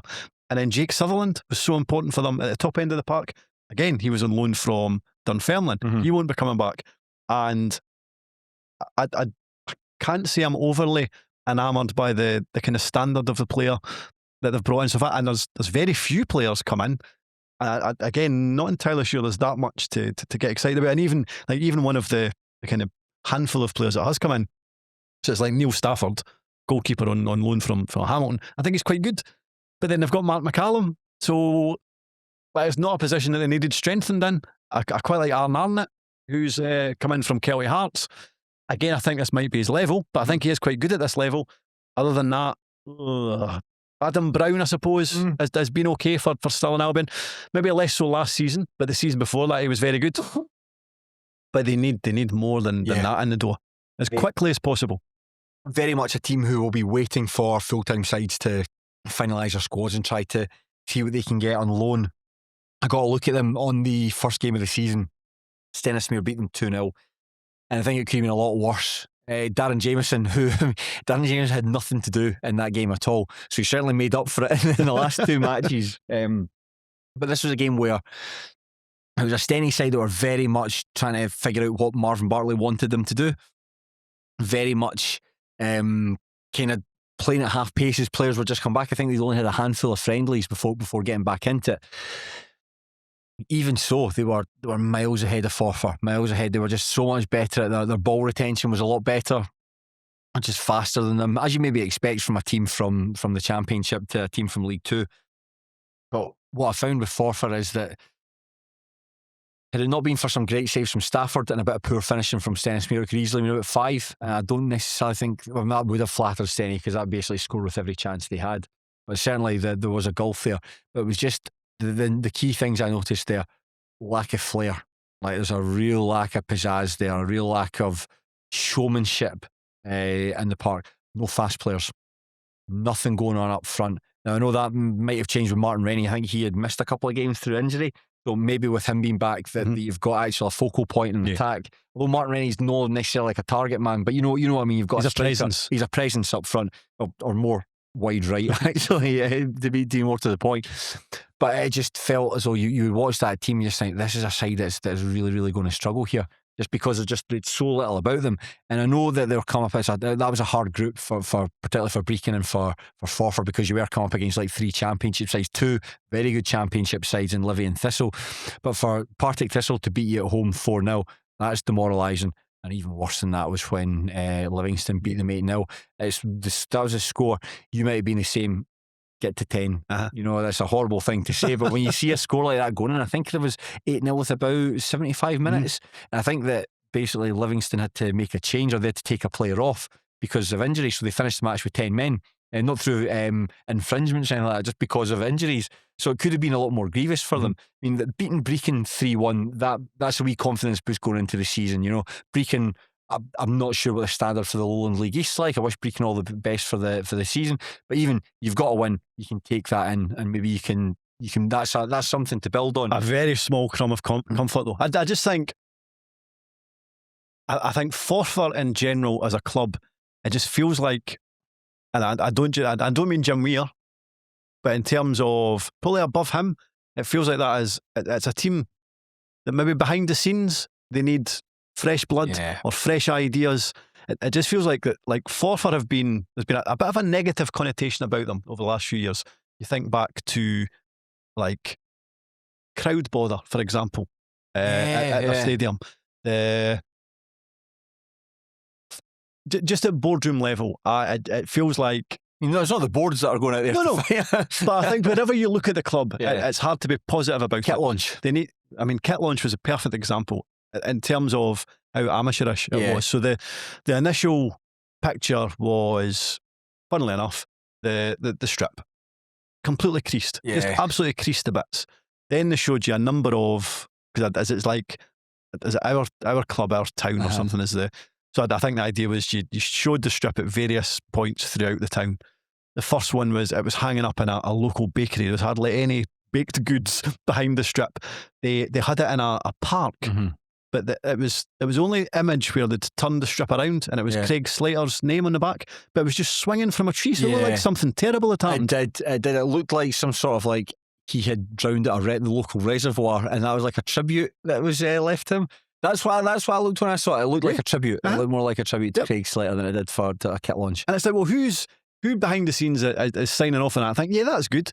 And I appreciate maybe because they've left it very late in the day to bring the strip out, and maybe there wasn't a player available somehow to model it. But in terms of how the fact that people at the club signed off on that says a lot about them, I think. It's just it did feel a wee bit amateur, and it's the sort of stuff. And I don't like slagging totally, because it's like volunteers that are doing it, and if you don't have a budget to work with, you don't have you don't have like the Photoshop or the Adobe Creative Cloud or whatever, then it is difficult to be creative in that.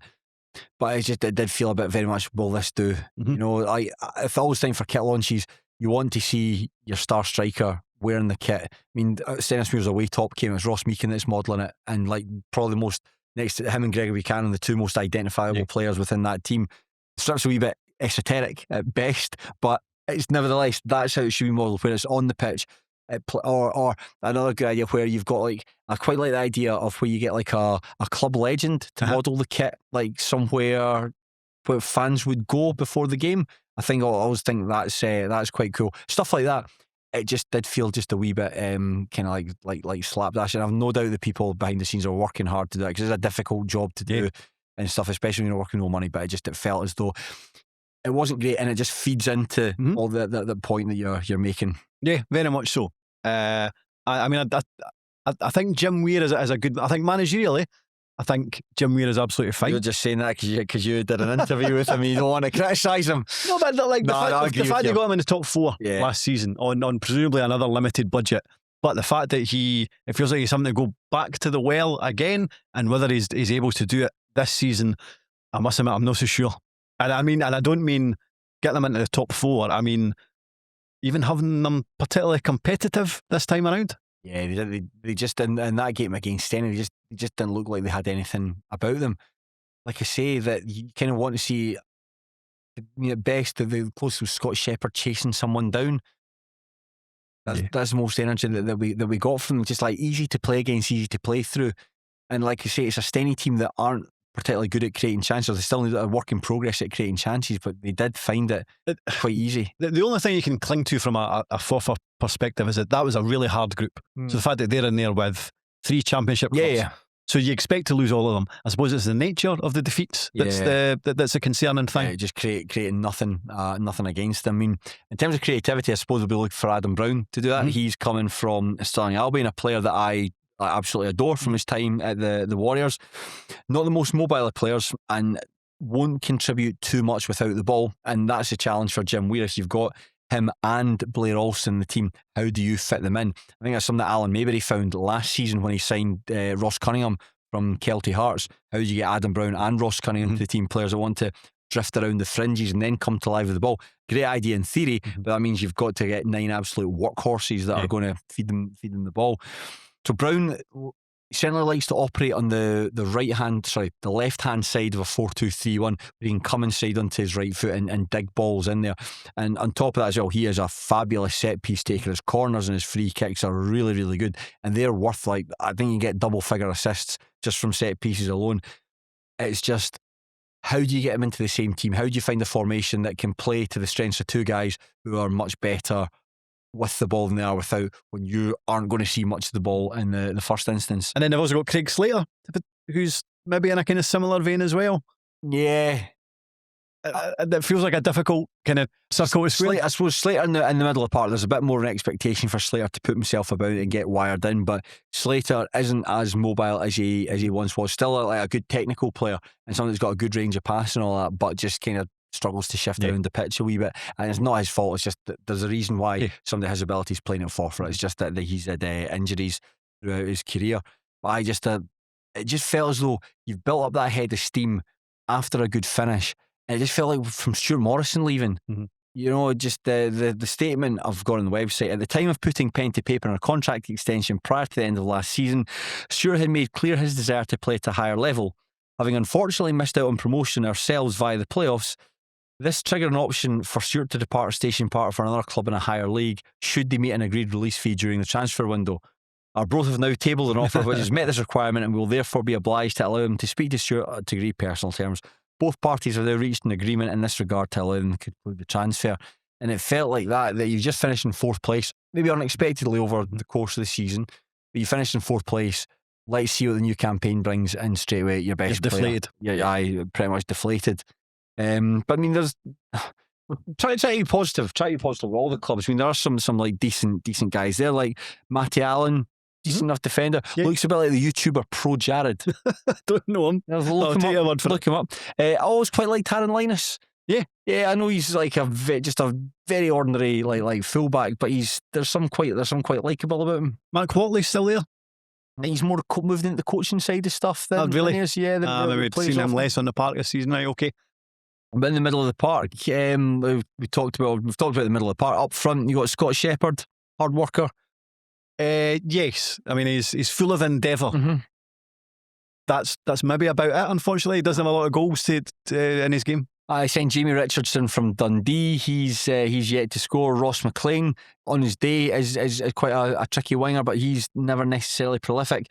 Hopefully Rennie is the man that can solve the It's maybe slightly concerning that this is us being positive about them. Yeah, it's very much everyone's saying like this kind of thing when we're talking. Our voice is kind of going up. Well, not as being that positive. You're just raising your voice at the end of the sentence. It feels. You're right in what you say. It feels as though that they had, after like coming, they really came a cropper in like the 24-25 season where they almost finished bottom, and maybe they like, had it not been for Bonnie Rose being deducted points for the failures to meet the requirements of the pitch, they would have finished bottom. And they looked as though they got really complacent towards the end of the season. With built, there was an 8-point lead. Yep. They got it whittled. Bonnyrigg went in that wee run at the end and whittled it right down.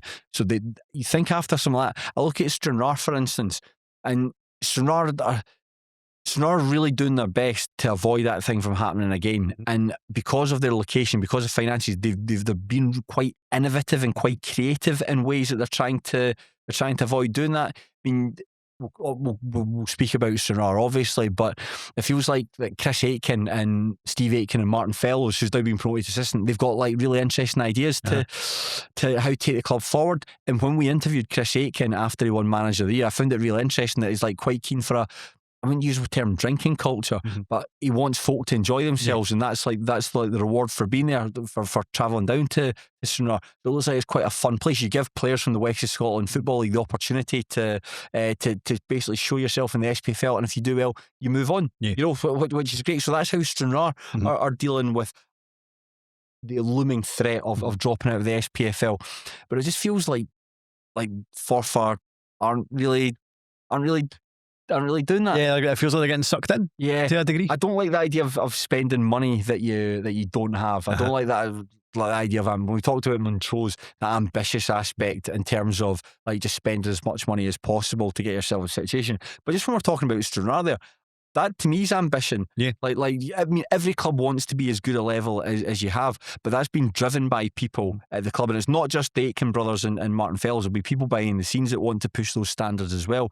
Just doesn't feel like there's anyone at that Forfar, and it's not as easy a case as saying like sack the board, get a new board in. Yeah, because I'm not think there's like a Dubai-based consortium that are ready to swoop in and take over at Station Park. It just kind of, it all kind of feeds into this thing. It just feels like a club that is out of ideas. Yeah, everywhere out of ideas. But I hope it works well. Like I like Jim Weir. I like that interview you and him did with it. I like Gavin Price. I think he's a really cool guy. There's boys at the club that I think are good players. I really like Adam Brown. I really hope it works out for him there and he can go and be a big success. But it just feels a bit at the moment. Yeah.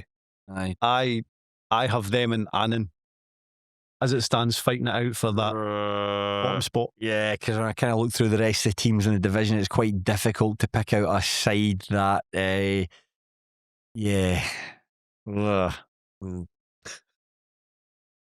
Shaughan, can we talk about Kelty Hearts, please? Yes. Can we? If that's okay with you, can we talk about Kelty Hearts? Now, the last time Kelty Hearts were in League 2 was the 2021-22 season, their first campaign as an SPFL club. This was under the very astute management of Kevin Thompson, who had a lot more money than everyone else, and it was a total scoosh. I don't think it'll be as easy for them this time around. No. Now, since winning promotion into League 1 in 2022, which came at a great deal of expense, it always felt as though Kelty were scaling back further and further each year, and they went into last season at their least Stardusty and their least Razzmatazzy. And there were no big names, no erstwhile superstars, just a handful of decent pros with some youngsters backing them up.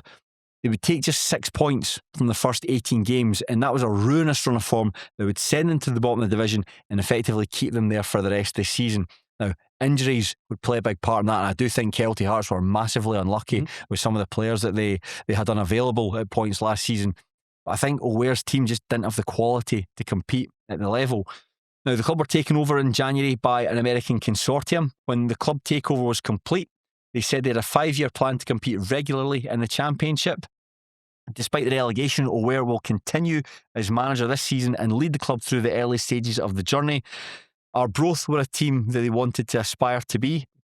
Do you think Kelty can replicate what Arbroath are doing this season? No, I've been quite disappointed by their recruitment in the summer. I think Ryan Shanley might have been one of the first players that they brought in I was like, oh, here we go. That's quite encouraging. And the American consortium was interesting. I thought, right, well, that feels like it's probably a good thing.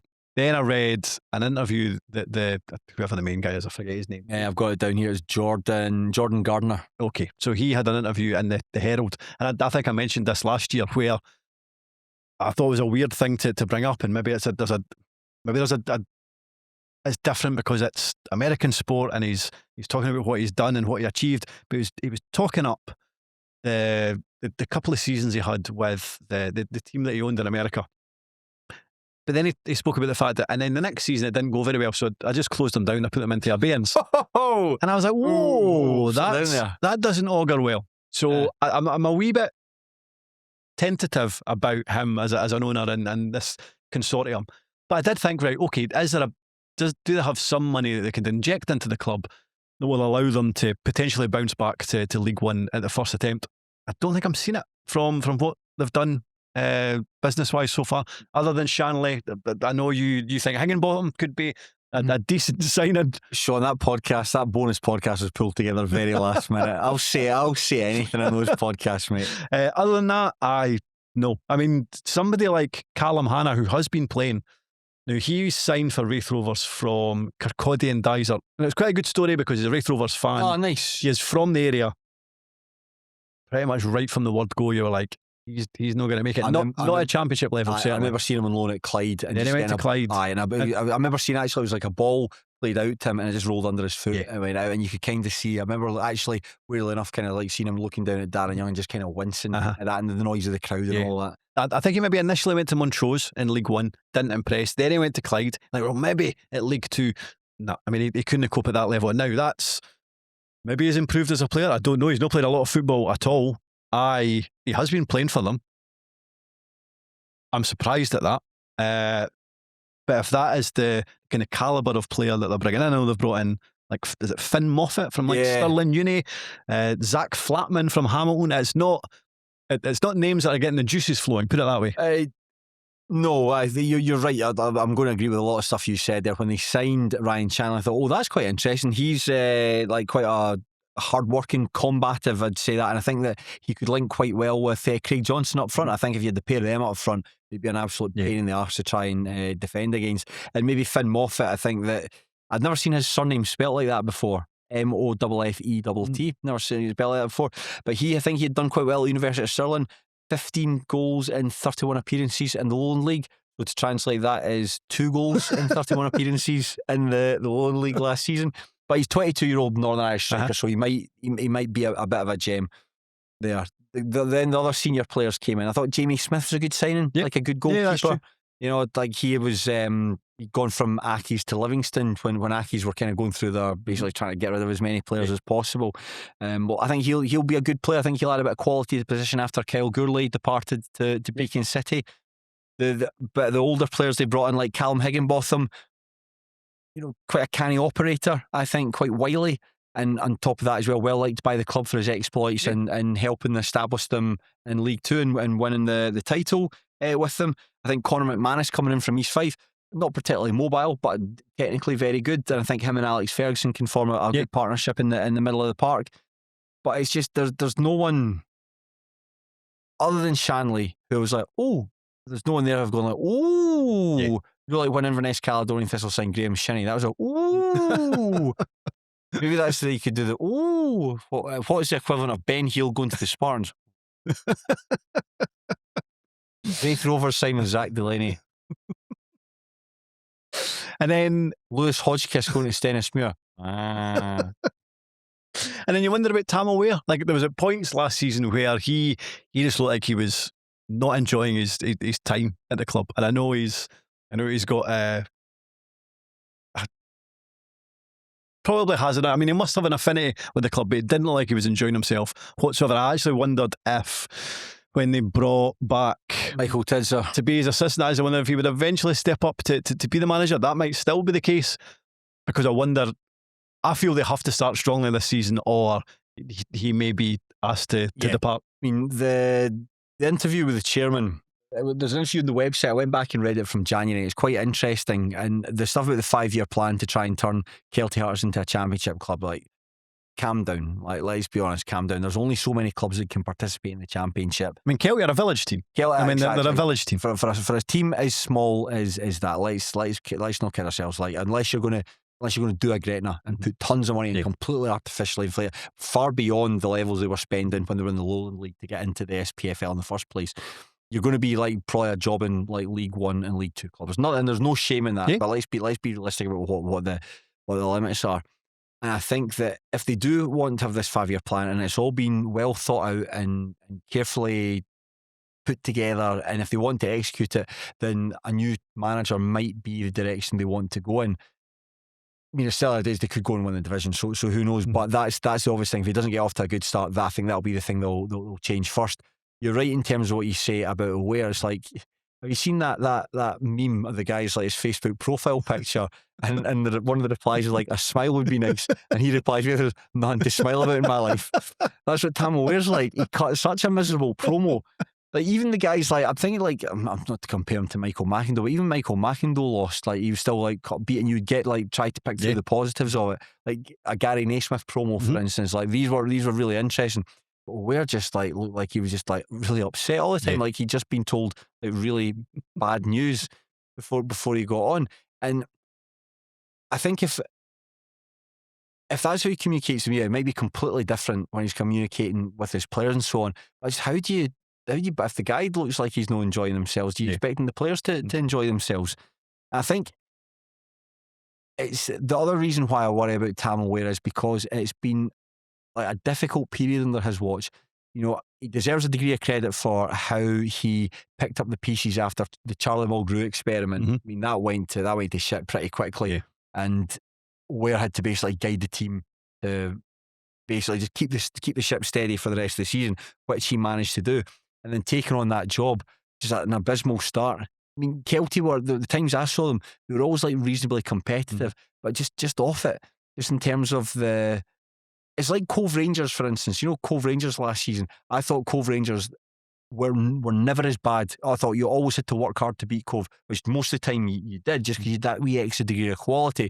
But I thought Cove Rangers nowhere near as bad as you made out. I thought Kelty Hearts were not great. You know, there were times where at the times they would give you a decent game, but you just see when they were bringing like 17-year-olds and 18-year-olds off the bench, they had no depth there. And that was just somewhat one of the big reasons why they were able to, or why they got relegated. I remember going to see them against, it was a Fife derby against East Fife at Methil, and see just like I was looking at both starting 11s, and there was so many of the Kelty team that were either teenagers or very, very kind of early 20s, and then see, especially it was noticeable at a set piece. Yeah, like Big Andy Monroe going up against them. The difference in stature between East Fife and Kelty was ridiculous, and they tried to play good football. They were trying to play it for the back. It didn't work, and they were although I think they only finished on like 2-1, but basically they were bullied for the vast majority of the game, and for a lot of the times that's what happened. Like, yes, there's probably a lot of technically good players, but what you were trying to get them to do in a tough environment of League One, they just weren't up to it. I think that's then why guys like Callum Higginbotham have been brought back. Now we can have an argument about what he'll bring to the team and if he's still good enough to be playing like League 2 football. But I think that his experience and his know-how and somebody that can look after himself, I think he's been brought in to help set an example of what Tam O'Ware expects from his young players. Same with Conor McManus. I think Conor McManus is actually a good player. Like, when he gets his foot on the ball, he's good. And maybe that's the idea if you've got these like youngsters putting legs about him. Same with Craig Clay. Is probably okay at that level. That's the thing. I'm not sure if Craig Clay's still there. Well, I've seen there was a discussion, but there was like some people thought he'd signed for Edinburgh because he was mentioned on their website, but it turned out it just seemed to be almost like some kind of data bank of players. So I think the suggestion is he's still there, but I must admit I haven't seen him mentioned. I had a look there. Like, if he is still at the football club, there's been no announcement of his departure. But he hasn't appeared so far this season, and he's not listed on the club website. I think he was. I'm not sure what number he was, but basically you go through it. On the Kelty website, they're all ranked in number, and there's a space where his number. I feel that's a blow if he is away. Then I didn't realise that he was good. I think the misfortune for them, and it ties back in what we're saying about injuries they experienced last season. Craig Clay had to play in central defence a lot more than they would have wanted. Kind of similar to Ian Wilson at Green Morton. Just necessity means you have to weaken one part of the team just to plug a gap in the other. And that's the big thing, is that there are some decent players in there, like Jack Bride and Callum Flatman back in action, like both capable defenders. They both missed a lot of football last year through injury. And I think if they'd been available, Kelty would have been far more difficult to beat. I'd rather have like Jack Bride and Callum Flatman there than Dylan Corr anyway. Yeah. I know that Dylan Corr, you'd have seen him at the Rovers, and I just found him to be quite like lightweight, quite nimble, quite technical, but just again somebody you could just like shove about off the ball. He's error prone. I mean, I was surprised he got another championship contract when he left Wraith. He went to Morton. The first thing Ian Murray did when he went to Morton was move Dylan Corr on. And I'd watching Kelty last season, I thought there was a few times where he was getting caught under the ball or giving the ball away, which doesn't surprise me. He's now went down to League Two. Maybe he'll be adequate at that level, but to have if 50% of your back four is Callum Hanna and Dylan Corr, then that doesn't augur well. Things will be better further forward. Let's keep it light. Let's keep it light. They've got Lewis Moore and Innes Murray to play out wide. I actually met Innes Murray at Patriot Place in Foxborough. I was like briefly starstruck. He was with Ben Stirling, who played very briefly for Stennismuir in the 23-24 season that ultimately won them the league, and I thanked him for his efforts. I was like saying to him, listen, I'm just really into lower league Scottish football, so it's great to see you with all that. Thank you very much for your efforts. Just look at me like I'm a total creep. Who's that guy? I've never heard of him in my life. And up front as well, we talked about Ryan Shanley, the qualities that he'll bring there. Craig Johnson won't score that many goals, but I certainly can like press the team, get them high up the park. I've always found him, I think he's just a disruptor more than a goal scorer. I think if you can get double figures out of Craig Johnson, that you've done quite well. Yeah, he's honest, an honest forward. I mean, they could maybe do with someone else, maybe something a bit different. I don't know if Ryan Shanley's quite back to goal player, so I think he's quite happy to put himself about in that regard. But it's interesting if they're able to get an alternative in. Again, I think there'll be a side looking for like a co-op loan or something like that to bolster the numbers. But I was trying to think, who was Aberdeen that they had? They had it with Aberdeen. I think that, and then the players didn't seem to do very well or get a look in, and then they went to Cove and they seem to do a lot better at Cove. The co-op agreement, I can understand why Aberdeen went for Kelty Hearts, maybe not on a geographic basis, because that would have been like Peterhead or Cove Rangers with the team you'd have gone for. But Kelty, because in the past Kelty had taken like Kieran Ngwenya and Connor Barron and Jack Milne on loan, and all three of them had done really, really well. They certainly left far better players than they'd arrived. And so you would imagine that makes sense to there's a club here who there's a proven track record with. Let's go back there. It just didn't materialise this time, and I think all the boys were just basically sent back to Aberdeen and then Cove Rangers. I'm sure there was even an interview with Paul Hartley last season, and he couldn't understand how they hadn't made a positive impact at Kelty, because he was talking about what a difference they made to Cove. So it was a shame that didn't work out. Yeah, well, I mean, off the park, things are looking a wee bit like better. You talked about the takeover, and while there might be aspects of that, like closing down that club's alarming, he did give that interview in January that I mentioned there when he was talking about what he wants the club to be, and he said, I'm going to quote, "I'm quite realistic that many aspects of the American sports business mentality do not resonate here in Europe. As an American, we need to be respectful of the culture of football in Scotland at all times. That being said, we will look to bring in more sophistication from a data perspective and recruitment. We'll look to improve the matchday experience, improve the apparel offerings, among other areas." And one of the things that they started doing at New Central Park, it's been renovated for the season ahead. There's a new synthetic surface has been installed. A lot of the seating has been repaired, and they're also looking to. Basically, just the sentence that I've reread there. So at least it's not just being spent on money. It looks like they are trying to improve New Central Park and put the infrastructure in place, which is good, because I actually thought it was starting to look a bit shabby since the old board went to the only time I'm just basically behind one of the goals, and it's fine place to watch. Well, I've not really been. It's things like the kind of boards above one of the stands, like one of them's missing and then it was never been replaced. It just looked like it hadn't been spruced up in let's say 3 or 4 seasons, and I thought it was starting to get quite noticeable. The thing I would worry about in terms of that overview of what they would like to put in place is how much data is available at League Two level. And who doesn't want to have data-driven recruitment processes? Like, it's kind of like every team wants to do it. And how, I mean, say how the data. I mean, like Dennis Weir have been able to do it under Martin Christie. So I don't know what he does or how he does it. But I think that the data is there. But you're right, the further down the level you go, how accurate is it, and how much can it be trusted? And in terms of the level that they are presumably looking to recruit from, let's say they wanted to recruit some of the better players from the 5th tier. Well, there isn't going to be data for that, as far as I'm aware, for example. I think there is. How accurate is it going to be, though? Well, how many people do you have plotting data points in the Lowland League? I know that's how I'm going to use Dennis Weir example again. That is how they were able to sign Archie Graham, for instance. It was through data. Put that in pipe and spoke, and that's Archie Graham. That's me putting my place. That's Archie Graham. What are we saying for Kelty Hearts? 8th. Yeah, I can't quite see it. I think that. Who are we going then? Just on a side, Shaughan, because we haven't told us, who do you think is going to be the first managerial casualty in the SPFL this season? And certainly not the SPFL, but the lower leagues. I'm trying to think who have we already mentioned that has very little credit in the bank. I'm going to go for, he's going to walk away. I'm going for Ian Murray. That's a great shout, actually. It's a boring answer. It's a total most obvious answer, but I think I'm going to go for Ian Murray. Now we'll talk about the Spartans. For the first 2/3 of last campaign, it looked as though they were on course for a smashing season. After beating East Kilbride 6-0 at K Park in late January, they opened up an 8-point gap with 15 games to go. Not an insurmountable advantage by any stretch of the imagination, but a good one all the same. But that proved to be a turning point for both clubs. Between the end of January and the end of the season, the Spartans would take 21 points from 15 matches.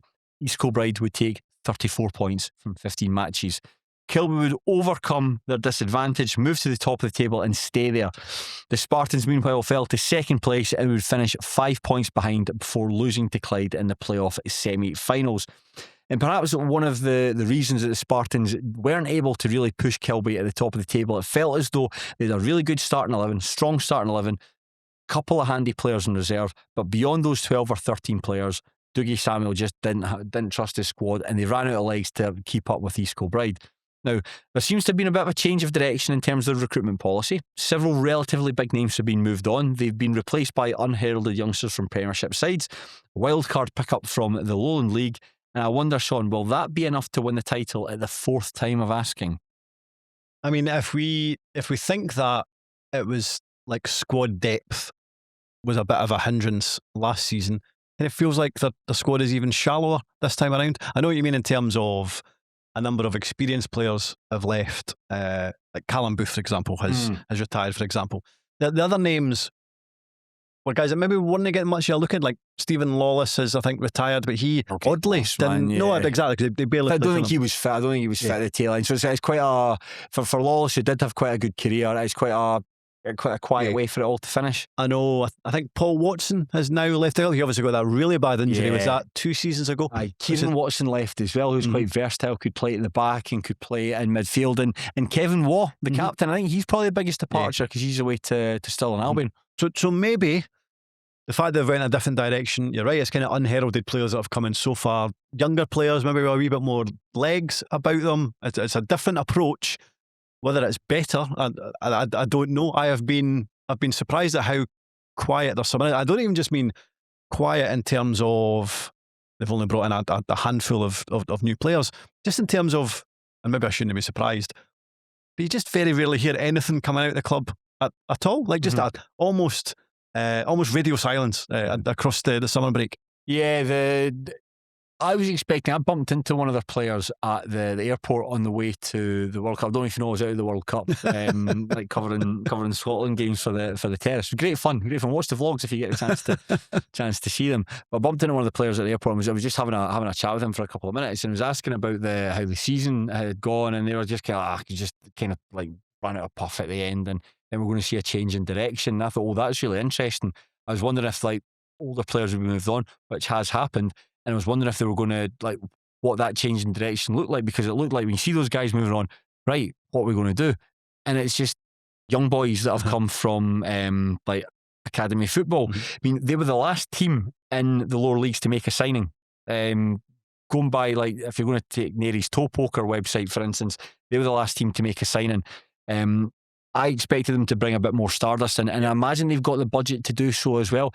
I wonder if they've got a couple of boys lined up who would be on relatively big money, that they're just waiting for the get the green light to bring them in. Which I think they've done in the past as well. And I think if you look at so we don't know too much about the players that have came in. I think there's still a decent 11 there. The players that they've brought in, we can talk about them. So Dave Mackay's coming from Alloa Athletic. He's perhaps the most well-known signing. Who is, again, stepping down to League Two. He's probably absolutely fine. Yeah. Again, started off at Starts Park. I never thought he would make it. Certainly, again, at that level. He was appreciated at Alloa, but maybe no more than that. Only played a third of the games last season, so Andy Graham clearly wasn't in his plans. One's quite interesting. Ben Heel, who joins from the University of Stirling, the club website and social media post didn't say what position he played, which wasn't very helpful. Transfer Market says he's a defensive midfielder. Again, take that with a pinch of salt. I don't know how much Transfer Market focuses on the. We should ask Martin Christie. That's because there's no data at that level. You can't find anything. But he's the University of Stirling and Scottish Students national squad captain. So I think, given the fact that he captains those teams, he's got a lot of personality. Feels like a Dougie Samuel kind of signing. Yeah. You know, a bit of high performance podcasty. Yeah, potentially. But who knows? They've got Matthew, I don't know how you pronounce it. It's Mudie. Moody. I thought Moody or Mudie. Muddy. Let's go with Moody. Muddy's a better. Let's go with Muddy. Matthew Muddy, an 18-year-old fullback from Dundee United's academy, and they've brought in Mackenzie Ross, who comes in from Heart of Midlothian. He's a 19-year-old winger who spent time in the Lowland League and on loan at Peterhead last season. Only started 2 matches, the rest of the time as an impact sub, and he got an assist in a 2-1 defeat to East Fife. So those are the players that are coming in, other than Ben Heel. In fact, other than Ben Heel and David Mackay. I hope David Mackay's fit enough to play, because I think that's one of the issues, his injury issues. I think that Moody and Ross, they're going to be brought in there just to support the squad. I think what we're going to see from the Spartans is, I think if you go and watch the Spartans, you'll know exactly how they're going to line up. We know how they're going to line up. Paddy Martin's going to play in goal, and that's class. Paddy Martin's a right good goalkeeper. You know, he's one of the best in the division. No issues with Paddy Martin. You've got big laddies at the back. You've got Ayrton Sonker. You've got Jordan Tapping. David Mackay will add into that.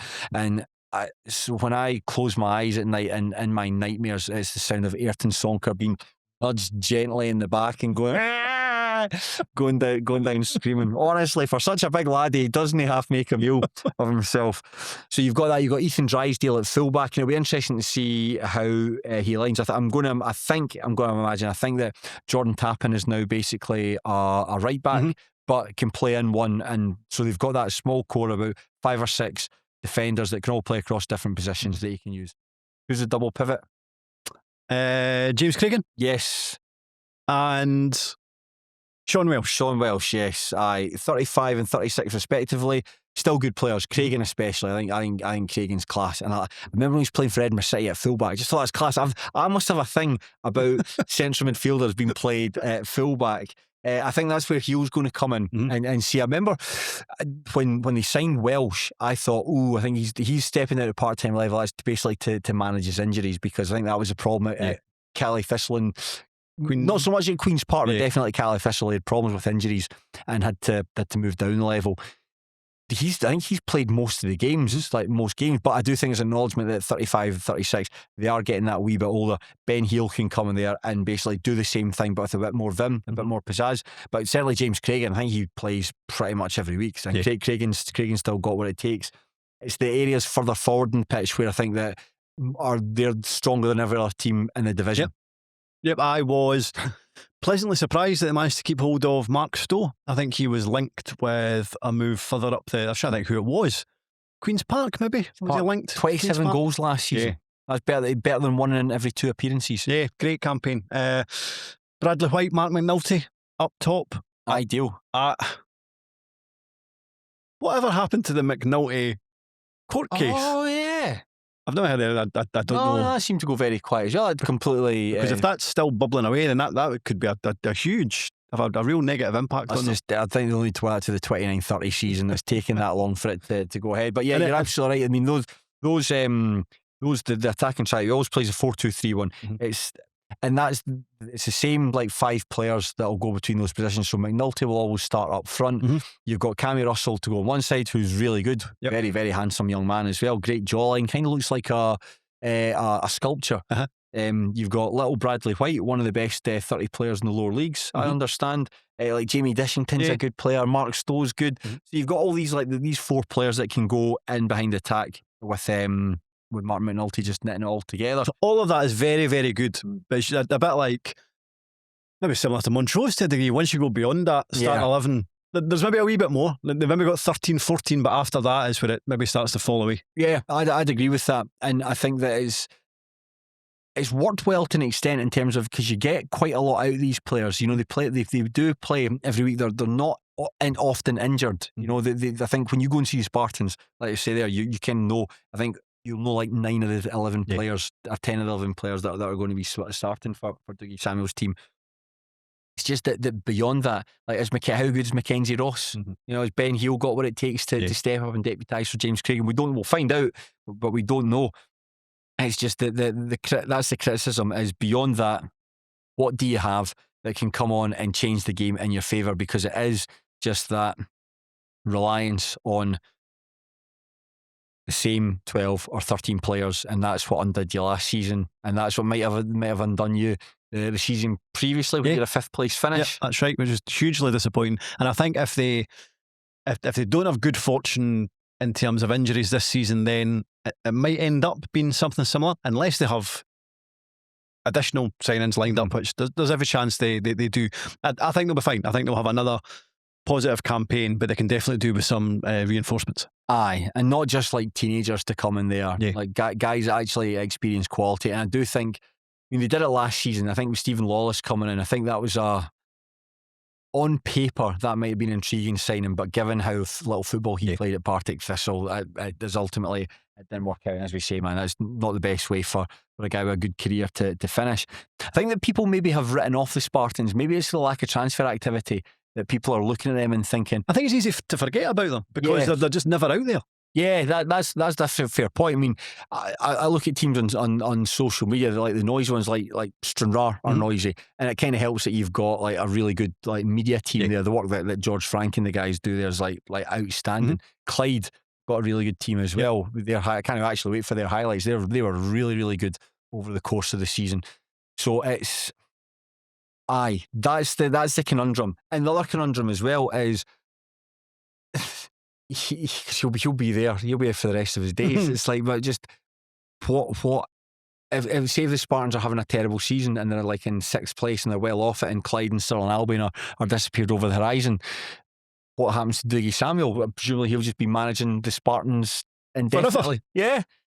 I find that really interesting, that the pressure at the Spartans basically is the pressure he puts on himself, which is great. I mean, sure, he'll want to win the league, and I think that they certainly can win the league. And if they're lucky and they can go without injuries, and they've got a team on paper that might be the best team in the division. Was it Guy Roux that was like the Auxerre manager forever? Yes. Some ridiculous length of time. I mean, I'm presuming he had some duff seasons within that ridiculous tenure. It feels like that Dougie Samuel is like the Scottish Guy Roux. Oh God, Guy Roux's he is 87 years old. He was in charge of Auxerre for 1964 to 2000, then came back for 2001. He was in charge of Longs for a 2-year contract. What are you doing? Just stay saying Auxerre. My goodness. Yeah, he was a French former football player and manager, known for being in charge of Auxerre for more than 40 years and for leading the team to national and worldwide prominence. Well, Dougie Samuel's catching up. So there we go. Yeah, he's by some distance the longest serving manager in the SPFL, and you looked at him, smashing guy as well. That was really good. I've always really enjoyed those interviews. They're always very illuminating. But having never heard from Dougie Samuel before, just very, very different to any other football manager in the league. What are we saying for the Spartans? Playoffs. Have I got too many teams in the playoffs? Not sure. Nah, somebody listening at home can keep track of it. Playoffs for Spartans.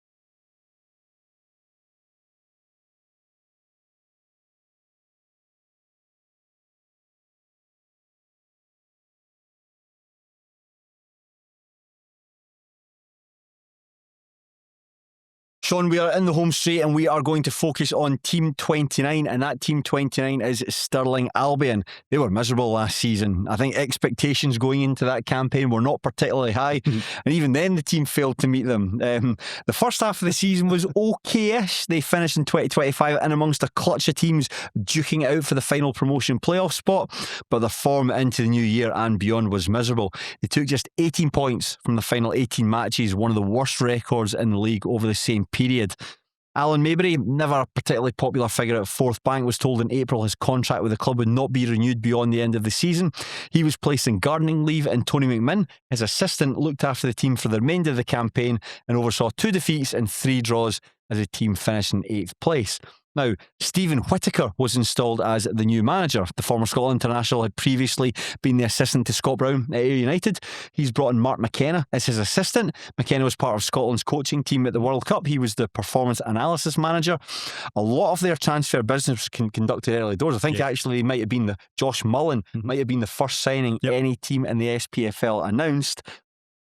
And I think their businesses range from, hey, pretty good, to, I wonder how he'll get on. And I think they could finish in the top 4. I think there's a degree of optimism a bit around the Beanos coming into this one. Yeah, I actually feel a wee bit sorry for them, actually, how the season has started, because I don't know about you, I always find that Stirling Albion, this sounds horrible, but I always find them arguably the least interesting SPFL club. There's very rarely anything much happening. Like, I know they won League Two a few seasons back.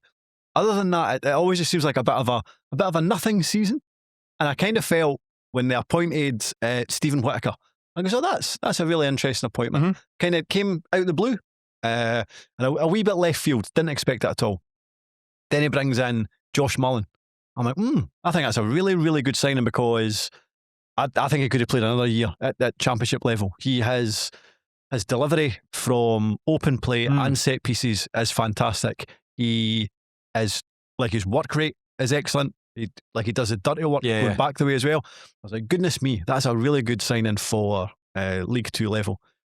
Then in one of his first games, he gets, is it a double dislocation of his jaw? I don't know if you saw the pictures. No, I've not seen the pictures. Horrible. So he is now, I think his head is now about 40% metal. A number of plates put in. I don't know how long he's going to be out. Jesus. Then they maybe not quite as heralded a signing, but I thought Craig Brown, I was like, oh, that's quite good. I wonder how he'll go on. He's had a really serious, I think, is it his ACL? He's very unlikely to play again this season.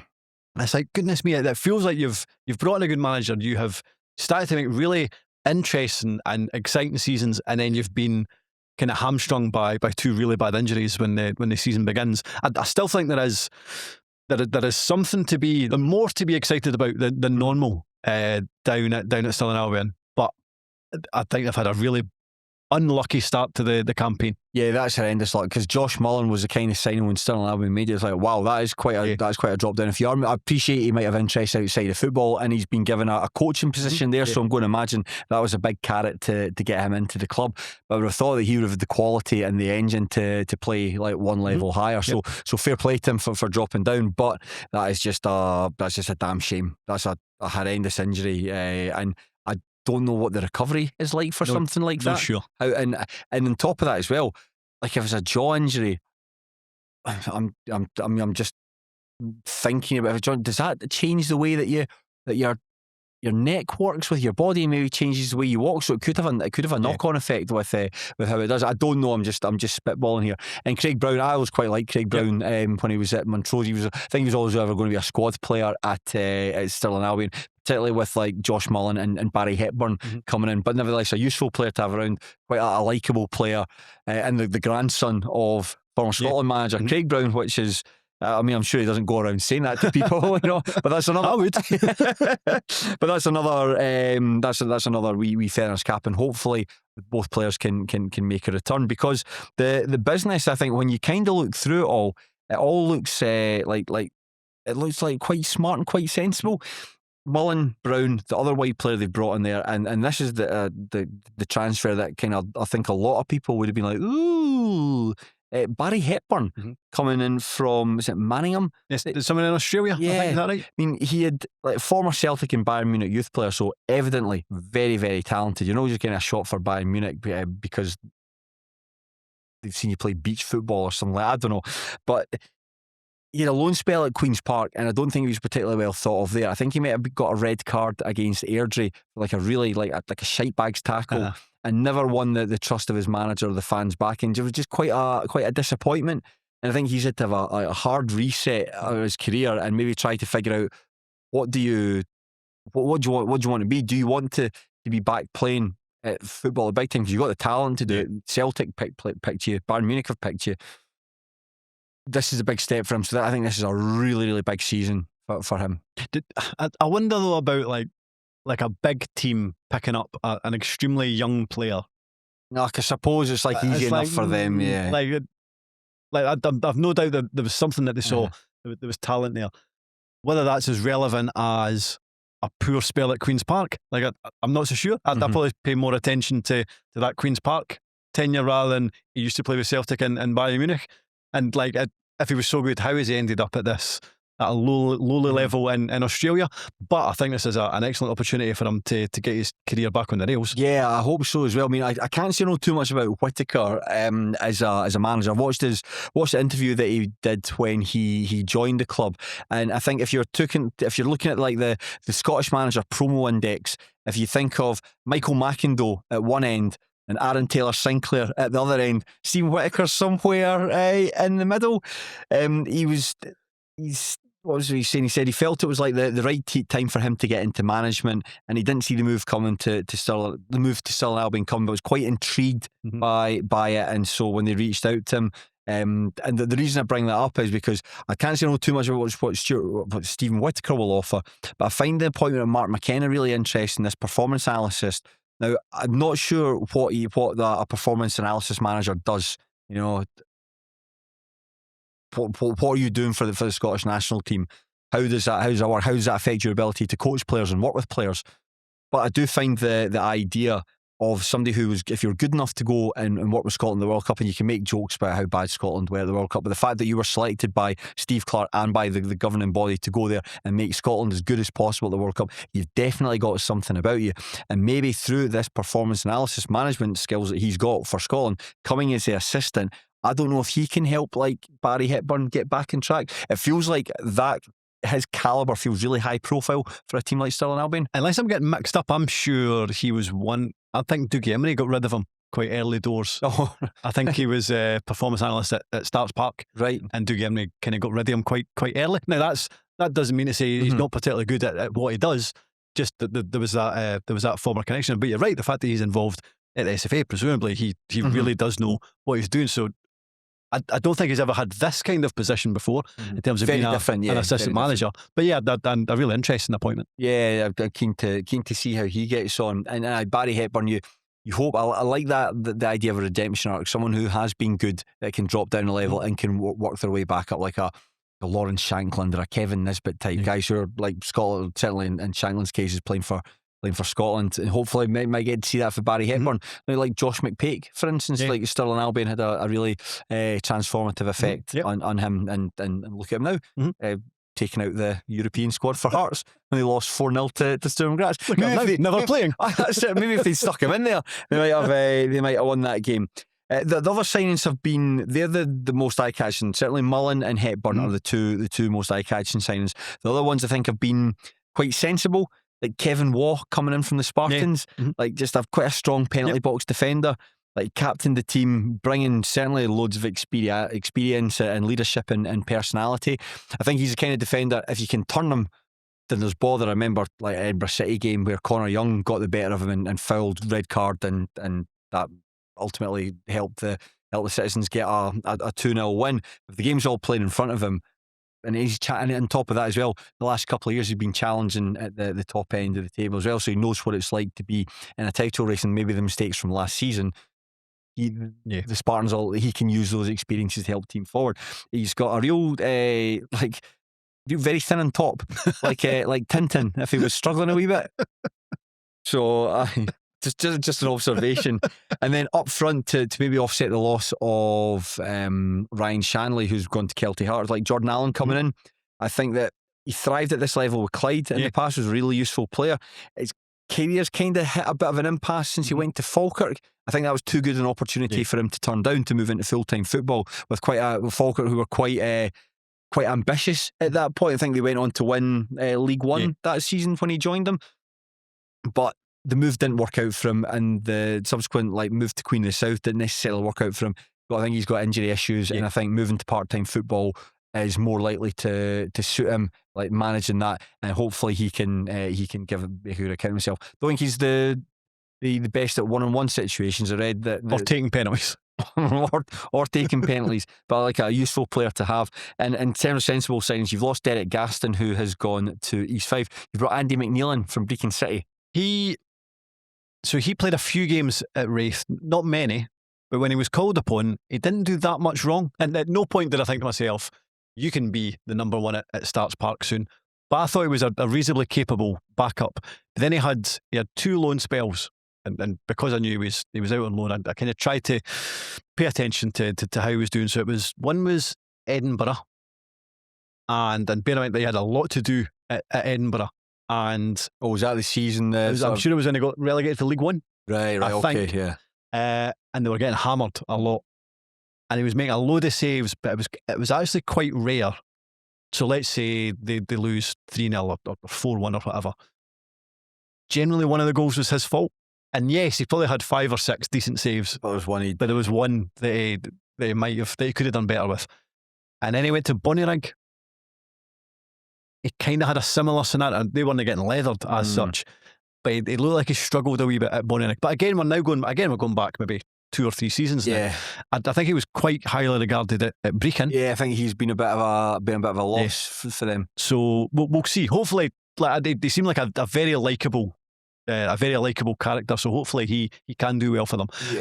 It's just when I saw the name Andy McNeil, I know there's 2 Andy McNeils who have been at Wraith, but the new Andy McNeil, I remember thinking, I think he's a bit of clangers in him. It feels like a downgrade from Derek Gaston to go to him. I was just about to say that's big shoes to fill. I wouldn't expect Gaston-esque performances from him, put it that way, albeit I don't think he's a dummy by any stretch of the imagination. I think he could go on to be a decent keeper at that level. Let's hope so. They've also entered a cooperation agreement with Dunfermline Athletic. I think Stephen Whittaker would have been instrumental in that, given that he played and coached at the club. But they've brought Lucas Fife, Zeke Cameron and Daniel Dobby on loan. Now, Zeke Cameron was at Stennismuir last season. I really liked him. I found him to be really useful. He wide player, but we played him sometimes because there was a game against Cally Thistle away. Drew 1-1 with him, but he ended up playing as a centre forward just because we had nobody else there to go in, and he was the only attacker available. But he ended up playing as a sort of false 9, did well. He was mostly an impact sub, coming off the bench, and it was, I think, a lot of the time when he came off, it was never for what he could do with the ball, more what he could do without it. But he seemed to take on instruction really well, really enthusiastic, just good at closing down stuff. And I know there's more to football than just running stuff, but just making things difficult for players and just helping the team. I think that's a really good lesson that he learned, and he seemed really enthusiastic, and I don't think he lost many games at Stennismuir. So I think I look forward to seeing what he can do at Stirling Albion when he is. I'm going to think with McNeil and Brown out, he's probably going to get more game time than I think that's the reason he's gone there, is because they need him to fill in the gap. I hope he can do them a turn when he actually has to play football and show what he can do, rather than coming for the final 15 minutes for a team who are up against it a wee bit. I hope he can do that. The boy, Danny Dobby, was loaned at Bonnyrigg last season. He's described as a promising young Pars midfielder on the Dunfermline website. But most intriguing of all, Lucas Fife. Yeah, he came on a couple of times at the end of last season, scored against Airdrie, I think it was. I think he scored, that's right. A big laddie as well. I don't think he's tall, but I think he's strong and can absolutely handle himself. He, of the 3 that's went, he is the one that has that the Dunfermline fans are probably most excited about. I don't think they necessarily thought that he could trouble the first team this season, especially with the kind of attacking quality that they have in the team. But I think they were very much hopeful they could go out, get a good loan spell. And I think Dunfermline fans think he'll do very well. So that's encouraging. Yeah, I think they'll be really hopeful that he can play, and it's an interesting alternative there to Jordan Allen and to Russell McLean. Russell McLean, your favourite. Big Rusty's all right. You know, he is one of the most brilliantly frustrating players because he's like, imagine watching Zlatan Ibrahimovic play if he'd taken tramadol beforehand. You know something that he is like he got 41, sorry, beg your pardon, 21. He's got 41 bloody hell, Jeepers. 21 goals in 43 appearances last season. I think that's a pretty good record for a team that didn't really have much about them. And he'll know he'll never be ever be anyone's favourite player. And there's times he can frustrate the life out of you. And there's sometimes you want to grab him, just slap him, just fucking do something. But when he's on it, he can be really effective. You know, he can be. And there's times when the going's good for him, he's the kind of player you can tell if he's going to be good about 5 or 10 minutes into the match. If he gets shoved around a wee bit, you can tell he might not fancy it. But see if he can win the first couple of battles, I think he can really grow into the game. It's the times when he's up against it, and rather than competing for a ball, he'll try a flick that's never in a million years going to come off. No one's, and he's in a completely different wavelength from the rest of his teammates. That's the sort of stuff that can be frustrating. But you can't argue like 21 goals and 43 appearances for a poor side. That's pretty good going. I mean, let's face it, he winds everybody up. He winds up Stirling Albion fans. He winds up, I would imagine he winds up teammates. He winds up opponent. I mean, you saw it was him that Kai Kirkpatrick rattled his jaw in that game towards the end of last season. I think there are a few moments in Scottish football that bring everyone together. I would say English people slagging off Scottish football brings everybody together. When Gary Tom kicked Ian Black really hard in the chest when Stirling Albion played Rangers that time, and then when Kai Kirkpatrick, I mean, it was like a martial arts style, like walloped him with his elbow. I mean, it was some effort. I mean, these are the scenes we don't like to see. Who was it on? Russell McLean? Oh, hang on a second. But the fact he's scoring 20 odd goals, I mean, goodness me. Where would they have been? I mean, that's a good point. Where would they have been without him last season? Yeah, probably. I think there'd been probably a lot of bother. I think that was there were a couple of teams that were saved by Edinburgh City last season, and I think that Stirling Albion were one. It was like Edinburgh City provided a safety net for a couple of teams.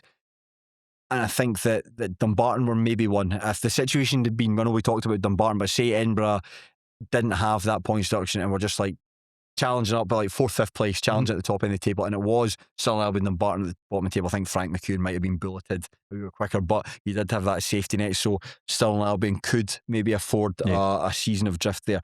But in terms of the guys at the back there, I think there's some good options across the back. Like, I also think Lee Hamilton's quite a good player. Kyle Banner, I'm not sure what his best position is, if it is at centre back or in the middle of the park. I think he's too haphazard in central defence. He can play there because he's tall and he can head the ball, but I always think he's I would have the fear watching him. And you've got Sam Denham, who's hopeful of an injury-free season. Like, he missed 18 months of football, which was a serious injury, so hopefully he's back playing. And you've got Ross McGeeky. I think he's absent at the moment while undergoing surgery. Callum Crane, please calm down, Callum. Callum, for the love of God, please calm down. He needs to take a tramadol. Take one of Russell McLean's tramadols before you go to the pitch. He is like super aggressive as a game. I remember seeing I think it might have been a game we did a podcast, but he tackled someone like long after the ball had gone. It's like, it actually looked like he was trying to hurt an opponent, which is a horrible thing to say. But it was hard to take anything else from the incident. Was it the full-time whistle had been blown or something, and he'd gone in for a challenge right at the end? I can't remember. I just remember the ball being nowhere near where the challenge took place. I remember us talking about. I can't remember the specifics, but I do remember that. There's no need for that. One of the players that I'm really keen to see how they get on, a boy Robin Rain. Yeah, I've heard good things about him. A young player from the club's academy. I think that I was actually speaking to a boy at the football yesterday who works beside his dad. And the hopes for Rain is that he's going to get a good run at it this season. I think he'd been promised stuff about going on loan and going on trial to other clubs that didn't materialise, and kind of found himself without a side, and it was just put him into the local team, put him into Stirling Albion and see how he gets on. Because because Tony McMinn, who took the team at the tail end of last season, I think he's quite good at bringing through youth players at Stirling Albion. Seemed quite happy to let them fill the bench and maybe get a shot if they're good enough. But Rain was put into this after a kind of disappointing but a disillusioning spell, and has done really well. Played a couple of times last season, but I think he started every game in the League Cup group stages. Signed his first professional contract last week. and he's recently been picked by the Scottish schools team. So one to keep an eye on. If at the age of 17 years old, if you're playing that length of time, or sorry, what I mean by that is if you're 17 years old and you're coming in, and you're playing alongside like Robbie McNabb in men's football. I mean, you're coming up against playing against Dundee United, and Sir Albion largely were able to hold their own in that match. Lost 1-0. That's quite impressive. So he's one definitely to keep an eye on. Because the interesting thing about Alan Maybury was quite often you would hear him in interviews and he would talk about how ultimately he felt like he was adept at bringing through young players. But then you sometimes see the starting 11 and it's like, well, where are they? Yeah. Like, I felt like he talked a good game about developing youth, but didn't seem to materialise on the park. Just like late subbies that would just come on just to kill time. But no, like Robin Rain looks like he's actually got a chance. There's also Scott Boyle and Austin Laird that are coming through. Tried to talk about Austin Laird in A View from the Terrace last season when he scored at Stranraer. It was cut. That's show business for you. Was that his first ever professional goal? Was that right? Professional goal. I thought it was class. And the whole point was like, well, loads of young players score a goal. What's so special this one? Like, it's lower leagues. It's still an Albion. It's a nice story. But at the end of the day, I mean, you, Shaughan, you will know better than anyone else how it works. That's show business. If your stuff's getting cut, it's probably not good enough. And I'm sorry, Austin Laird. I fought tried for you. Really tried. It just wasn't quite what they're looking for. So I think when you kind of look through the team, that they're a good team. I think there is a wee degree of depth there as well, especially that'll only pick up when Mullen and Brown are pick up April, when the pair of them are back playing. But it feels like the club's settling in a better place than it was 12 months ago. You know, since winning the league title in 22-23, they've really gone backwards. You know, relegated immediately. Darren Young sacked that summer, quite, I think, unfairly. A lot of people might say. We haven't really seen much from them since that relegation. You know, the season prior, we're expecting a season of, transition, where they'd sign some like experienced players, a lot of youngsters all come, like see how it's going to blend together. Then last season was quite transitional as well, but you can have a transitional season, you can't have two of them. It felt just like that was a season very much of drift last year. The signings they're making and the energy around the club at the moment, getting your business done early, that excites people, that excites fans, and it makes fans of other clubs look on enviously. Like, what they've signed Josh Mullen, it's the season's barely finished and they're already making signings. Where's our signings? It makes you envious, gets you pumped up for it, and it feels like good signings, quality young players, an interesting managerial hire. We'll see how Stephen Whittaker gets on there. I think there's a degree of excitement coming into the new season. And I think they've got a new media team as well, which always helps matters if they can push things along on that side of things. You're right. I think they'll have a much better season this time around. I do wonder how much their bad luck with injuries impacts on what they can achieve. And I've realised I've already filled up all of my top 4 spots, so I think Stirling Albion will just miss out. I think though, if you're going to lose players, like wide players, is you can still, they've got players that can come and replace them. Maybe certainly in Mullen's case, not to the same extent. I thought Mullen would have been one of the best players in the division. Yeah, so it feels like I've really. To be fair, it might not be out that long, but it looked like a bad one. Yeah, man, you're like a double jaw fracture. Your skull being held together. Yeah, that sounds. That's nobody back in training on Tuesday. You know, that's the long one. I mean, we're being facetious, but it's like a Frank Lampard. No, but seriously, do get well soon. Right, Shaughan. We have made it to the end. We have made it to the end of this very long Terrace podcast. For those listening, we've been in Craigfillers since about 8:30 in the morning. No, not the time you were. I was about 8 to 9. Aye, but it's nevertheless, we'll probably be recording this for, I think, 12 hours. I mean, there has been a couple of breaks in between for some tea and a couple of pit stops, but it's doesn't feel that long. No, I think it's it feels the whole day's just caught me. I've seen my girlfriend for dinner. That's not likely to. Is the kitchen open at 10 o'clock? Probably not. Probably not. God love, she's some woman. But anyway, listen, that's very much my problem. Your problem just now, dear listener, is having to listen to me and Shaughan talking about Stranraer Football Club. One year they might get out of the division and we can talk about them 20th. Not this year. It's just interesting because people put the Spartans, it would be alphabetically in last place. I don't do that. I don't think the counts. I would say S. I put the Spartans at the end. Did you? But I remember you didn't do it that way last season, so I didn't anticipate you having them last. No, Stranraer last. But I think if I know George Frank and Lawrence and Brian like I think you do, that's the way they like it. This is something very tantring. This is something those guys will look forward to. They've had to listen to all this shite about Stennismuir and Ayr United and Kelty Hearts and Peterhead. This is where they can properly enjoy themselves. Now, last season, I think it could be broken into 3 distinct parts, right? They started the campaign, they'd put together sort of a West of Scotland Football League 11 and made quite a poor start to the season, winning just once in the first quarter. And that preceded an outstanding run of form where they'd lose just once in 15 matches, which would put them into the top 4. It's just that inconsistent stretch over the final part of the campaign, coupled with Forfar Athletic's really good run, it saw Stranraer finish in 5th place. And there's hope that the club can go one better, finish in 4th this time around and get back to where they think they should be in League One. You having them, Shaughan? In terms of a promotion candidate, no. I think they'll be... I don't even know if they'll come quite as close this time around. I hope they do. I hope they have a really good season. I think in the fact that they were able to bring back Dom Plank, I was absolutely astonished. Yeah, I was positive. I was sure he was going to East Kilbride. Yeah, sure he was going to East Kilbride. But as far as we were like, he likes his time at the club. I think there might have been some kind of help in terms of bringing him back, in terms of sponsorship, things like that. I think it's been quite a bit of investment in him. Yeah, but regardless, I thought he might have had suitors a bit higher up. But fair play, that is a brilliant addition. It feels like everybody else that they're bringing in is similar to what they've tried, and there's absolutely no shame in that, because it has definitely held them in good stead where Stranraer looked like they were in a bit of bother. Then they kind of started bringing in young guys for Hibs, young guys from Hearts, players from the kind of West of Scotland League. It feels like they've done something similar again this time around, and that's absolutely fine. But I don't know if that will be enough to push them the spot or two that would be required to get them in the playoffs. I agree with what you're saying there. I agree with what you're saying. We can maybe look at some of the players out, and there's only 2 big losses, I would say, and there's guys we've touched on there. Lewis Reid is a big loss, but there was an acknowledgement very early on into the season that he would not be a Stranraer player beyond the summer. And I really hope he does well at Ross County and can kick on even further.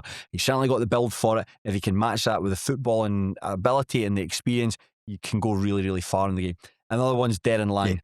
I think that Stranraer were quite keen to keep him, but Dumbarton were just able to offer him more money. And fair play, it's a short career, and maybe a change of scenery might bring out something different in Darren Lang as well. And the other players, like, they had all these forwards that they signed. I think last season it was all this assortment of forward players: Salu Toure, Robbie Foster, Ryan Edgar, all good in their own ways. Maybe not actually in Foster's case. I mean, Foster missed almost the entire season. I take that Salu back. Toure, I thought was a real kind of live wire, but again, I think maybe had 2 bad injuries. And Ryan Edgar was just quite busy. I'd say that. So maybe no great losses. And sorry, that sounded disrespectful to Robbie Foster, but there were times when we covered him prior to his injury where, God love him, the harder he tried, the worse it got. So hopefully, I think he's going back down south, so hopefully he can get himself a club and he can kick on again. I'm sure, was it last season or the season before that, where like he scored a goal and it maybe even kind of bounced off him and went in. But I think every single player in the team went to celebrate him. So I got the impression he was a popular guy, but maybe just didn't quite have enough. I think that's fair. But the Plank coming in is huge, and I think that, as you say, the club have pushed the boat out to sign him. So he's taken on a lot of responsibility, and he'll need to repay the faith. And it'll be interesting to see how a young guy who's I'm going quite cocky. I like watching him play. The socks rolled down, and he's got quite an old-fashioned style of play, like kind of like the sort of shaggy hair. He is a bit of a throwback to somebody like the 70s. Even his name, like Dom Plank, you can imagine him playing for he played in a famous FA Cup tie for Blackpool, in the 1970s, something like that. White horse final. Something like that. But it's great they've been able to keep him, and hopefully, I think that what they'll try to do with Dom Plank, and maybe this is something that all clubs try to, if you sell the club to them, play with us, spend a year here, we'll make you a better player, and you can go on elsewhere. And I think that's what they'll try and sell to him, and maybe hopefully make a wee bit of money off him. But Dumpank's got to repay that faith. And there were times last season where I think he could maybe, because a young guy, just like dribble into cul-de-sacs and all that and release the ball at the wrong times, or not release the ball at all. Once he unlocks that, he's a class player, because he was good. He was one of the success stories from the players they brought in last season. In terms of other players, so that's the most exciting player. There's one player who I think's got a good shot at redemption, Aaron Healy, that's coming on loan. Coming from Arthurlie. Yeah, again, good to see him kind of back into the SPFL. I think if you have him blank, then you'd like to think you're going to have a production line of charges. A production line of chances for the forwards. It feels like they now have fewer options up top. Don't know a lot about kind of Murray Binney that's come in from St Johnstone. St Johnstone. Scored 24 goals for Genefield Swifts last season. Okay, that's a big step up, like from the East of Scotland Premier Division. I think so. He scored 24 goals. He actually only scored 3 goals at that level. And then Dean Cleland as well. Dean Cleland, they signed him on a permanent basis from Hibernian. I think he had obviously done well enough for them to want to keep. And on top of that, they've entered into a cooperation agreement with the Cabbage. Zach Bruce and Lewis Gilly have come in.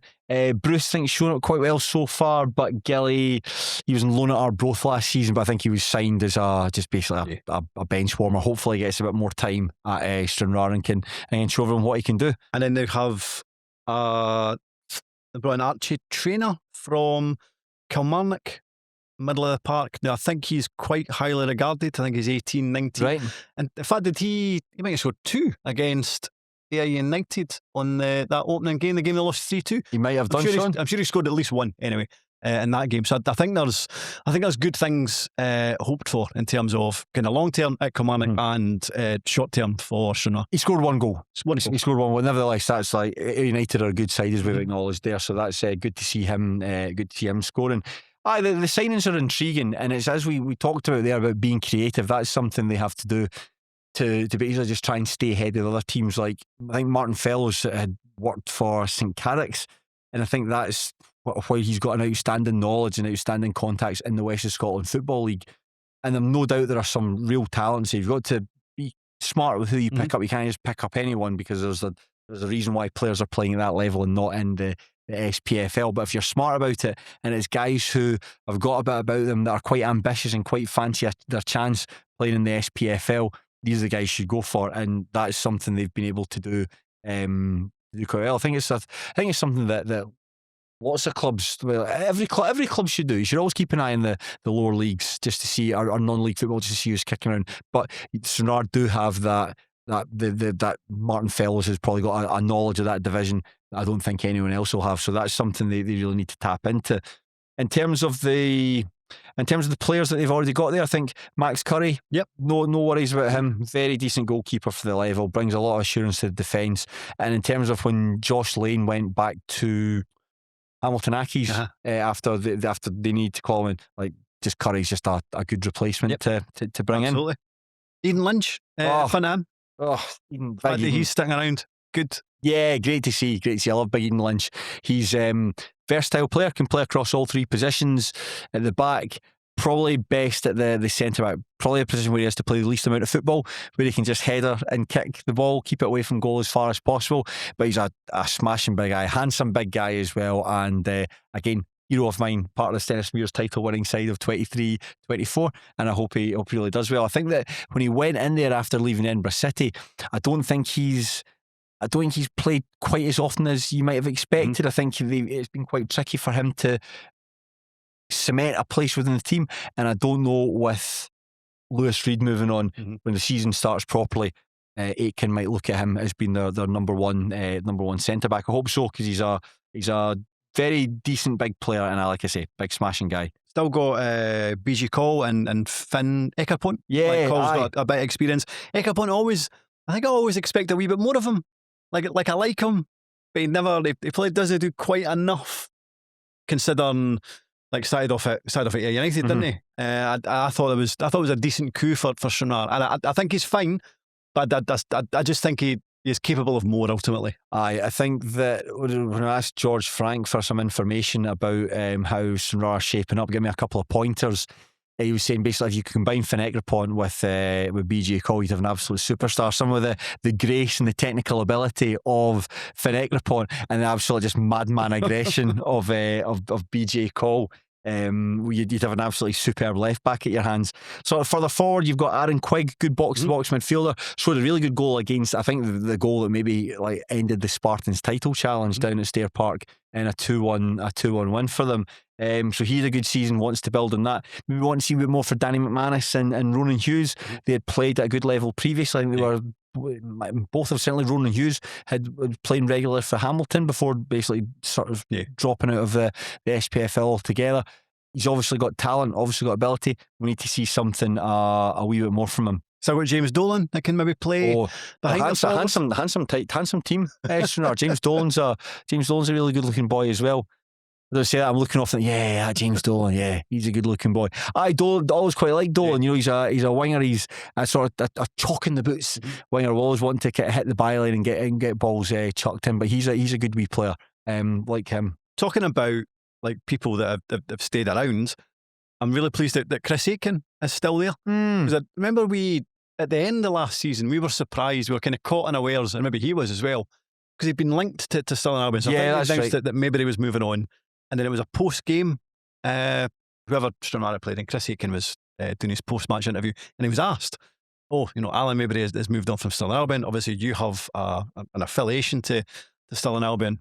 Like, where do you see your future? Which is that's a really surprising question to ask post-match. Absolutely fine that I was asked, but he didn't totally dismiss it out of hand. And I was like, I wonder if Aitken will maybe be the new Stirling Albion manager. But I think it's great for Stranraer that he's stuck around. I think he's a very, very good manager at that level. Yeah, I find him really interesting as well. And I find him interesting. It's like the different ways to manage at different clubs. When we did that interview with him, talking to him about how to manage a team like Stranraer, how do you overcome the geographical difficulties? How do you encourage 20 boys to go to most of them will be based like Glasgow, Central West. How do you get 20 boys all come down to play at Stranraer on a Saturday? How do you get them to training? And because you have to because you're spending a lot of time in each other's companies, you have to make that fun. Yeah. And one of the things I found like rewarding them, or not necessarily like rewarding them like they're dogs and that, like here, good boy, have a lager, but basically turn it into fun, like not encouraging like a drinking culture, because that's not I don't think you can really get that at part-time football. But a team that's all pally with each other and spends time outside of football and spends time in one another's company, I think that is a team you can get an extra couple of percentage on that. And so for the long journeys, if Stranraer have got a long journey to, like say to Elgin, where they'll have to go to or Forfar or wherever like that, on the bus back, you make it good fun. You get the guys over here, you create a party atmosphere for it. I think that's really, really important. And there's ways you can be super professional about it, and the players like don't drink, the players like eat properly all the time, or you can do it in a way. I mean, there's not like right or wrong, but you can be like, the players like eat properly, but let's take the handbrake off we here. Like, you've had a good result, played well, good 3 points. Long way to go. You've pretty much given up your entire Saturday to be here. You're not getting paid a massive amount of money. Let's cut loose for a wee bit here, and then back to normal on Monday. Train hard. Game the Saturday. Cut loose a wee bit again. I don't think for fit young boys. I mean, I'm not a sports scientist, not a nutritionist, but I imagine that's all right. That's all right. It's not going to be detrimental to them for the following game. I mean, if you know that you're going to enjoy yourself on the Saturday, it has to get something extra from you. Absolutely. And he gets it. That's the other thing as well. Like, we talk about managers and culture of football clubs, and that Stranraer have their own culture, and Aitken understands it. You'd know that from a player. He'd have known what attracted him to go down to Stranraer and what attracted him to be at the club for as long as it was. Same with his brother as well, with Steve Aitken, having managed and played for the club as well. They get it. So that's if they get it, then the players can buy into it. One of the things I'm most looking forward to, the return, Lawrence and Brian. Yes, absolutely. One of the highlights of the season so far, if not the highlight of the season so far, there was a clip from, it was the game against Ayr United. During the hydration break, Brian Martin was talking about is it Qatar? His My wife knows. It's something I can't remember the jokes. My wife knows nothing about football. My wife says she knows loads about football. I said, all right, then go and name me 2 Qatar players. She said, like Brian Ray, Eric Clapton, Eric Clapton. You can see the punchline coming in fucking outer space, but it's so funny, so funny. Like as soon as he said it, I knew exactly what the punchline was going to be, but I still started laughing before he'd said it. Brilliant. They're so good to pair them. We talk highly of them all the time because that's all you can do when it comes to the Stranraer. The TV production at Stranraer is just always phenomenal, always phenomenal, always so good, always so well put together, always so much care and attention put to it. But that's only half of it. It's the fact that you've got Brian and Lawrence in there who do such a good job, and it's not happened yet. I don't think it will. It never falls into they're a bit overexposed. It always just seems to stay on the right line. And class. I'm really looking forward to watching that because on the Sunday morning you wake up and you've got, when they drop in the morning, you've got about like 5 odd games to get through. They're always the first ones to start because you know it's always going to be really good. Exactly the same as the first game I turned to on a Sunday morning. Aye, unless Steny have won, of course. Then it's the second game I'll turn to. But it's certainly very early, or there's been a terrible result for someone. It's not quite the days of staying up to midnight for Falkirk TV. I mean, those days, Falkirk's current trajectory is very unlikely those days will come back. But could you imagine if they did? Could you imagine if they did? So where are we putting Stranraer then?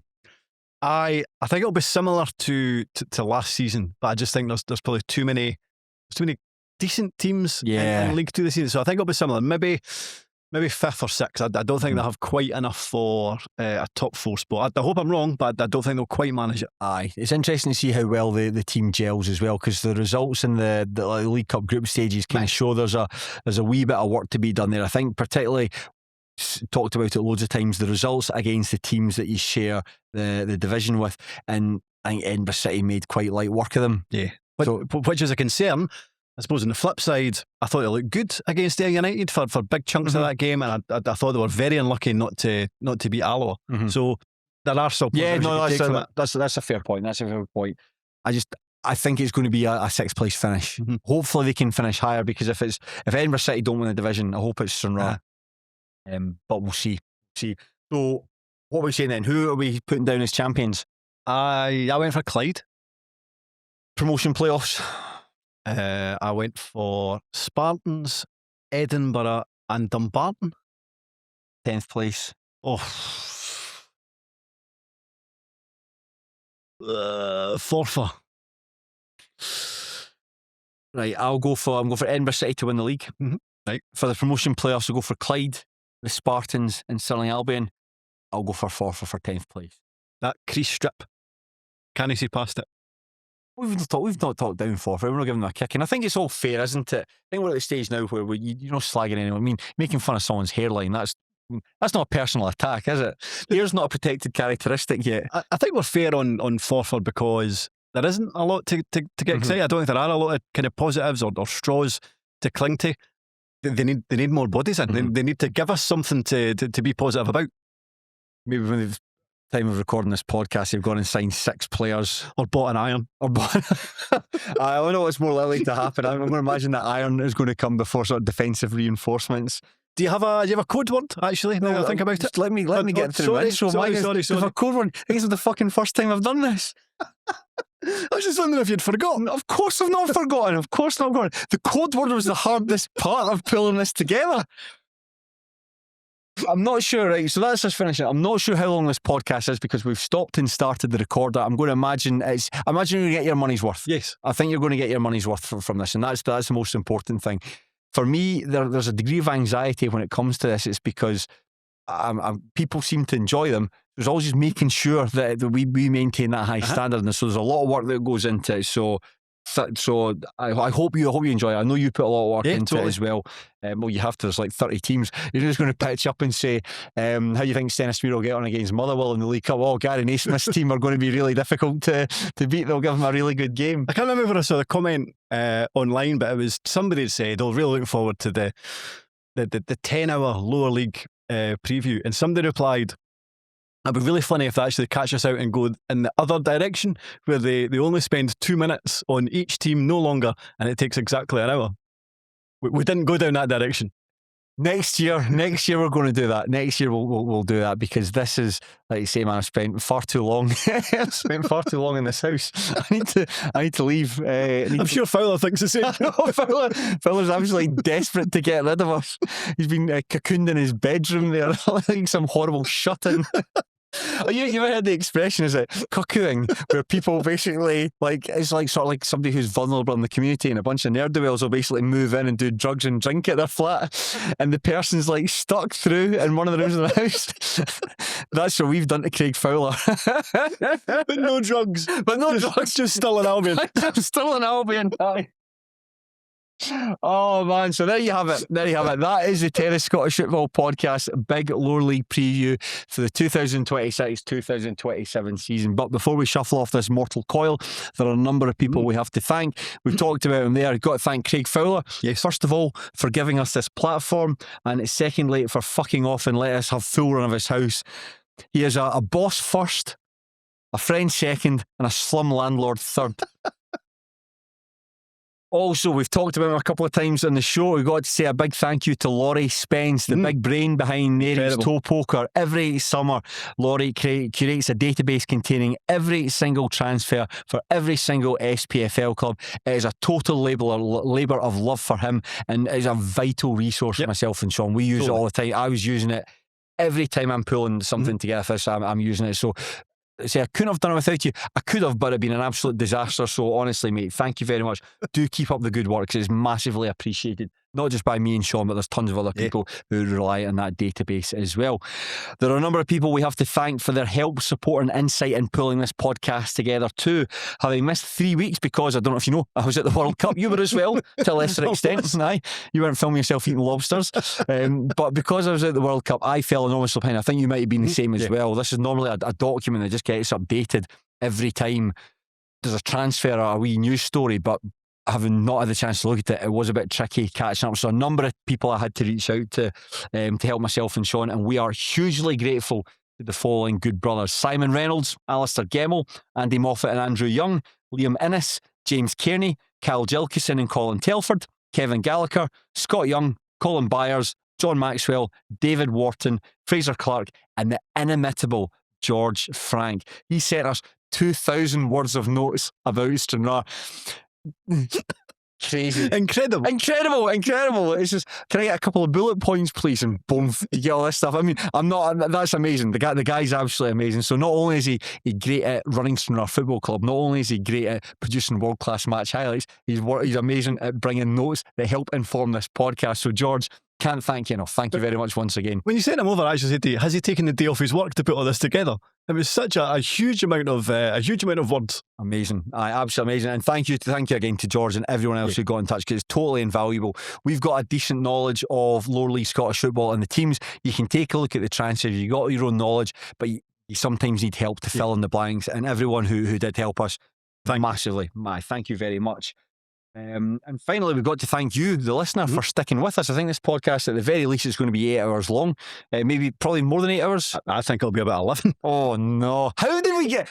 How on earth? But listen, thank you very much for sticking through us. You know, there's thousands of things you could be doing instead. You could be listening to beautiful concertos. You could be listening to the Beatles. You could be listening to the Beach Boys. You could be listening to some of the best music in the world. But no, here you are pouring muck into your ears. Like wondering, is Brian Easton a wee bit past his best to lead East Fife out into the new season? As always, we've got a code word. This is the code word for the true heads who have made it all the way through to the end. It's a secret word that only me, you, and Shaughan know. And you can let us know you've finished this podcast by quoting the word hacksaw. That's right. Send us the word hacksaw, and we'll know that you've made it all the way through. For the third and final time, that word is hacksaw. Now, Shaughan and I will be back over... I don't know why you were laughing at that. It's just a word. You expect it to be I immediately thought of Hacksaw Jim Duggan. That's exactly what I was thinking of as well. I was watching. There's a YouTube channel I watch. I just had it on in the background while I was writing this up there, and they were doing reviews of old WCW matches or pay-per-views from the early 2000s, and Hacksaw Jim Duggan was in. With his trusted 2x4. Oh, that's I thought. Hey, Hacksaw. So there you go. The word Hacksaw. Let us know if you've watched this podcast and it's a tribute to Hacksaw Jim Duggan. Maybe send us a Hacksaw Jim Duggan image even to let us know that you watch it. I think we'd prefer that. Listen, just get in touch with us. Let us know. You know the word Hacksaw. You know where it comes from. How you contact us is up to you. It's up to you. Aye. Shaughan, we're probably going to be back. I say we'll probably we've got fucking anything else better to do. We'll be back over the course of the season to analyse the Scottish lower leagues. We'll return at some point with our patented 3-game podcast, as well as grab bags, listicles, and other assorted toot we're forced to churn out on a weekly basis. It's similar to what you've listened to, only shorter. Shaughan, thank you.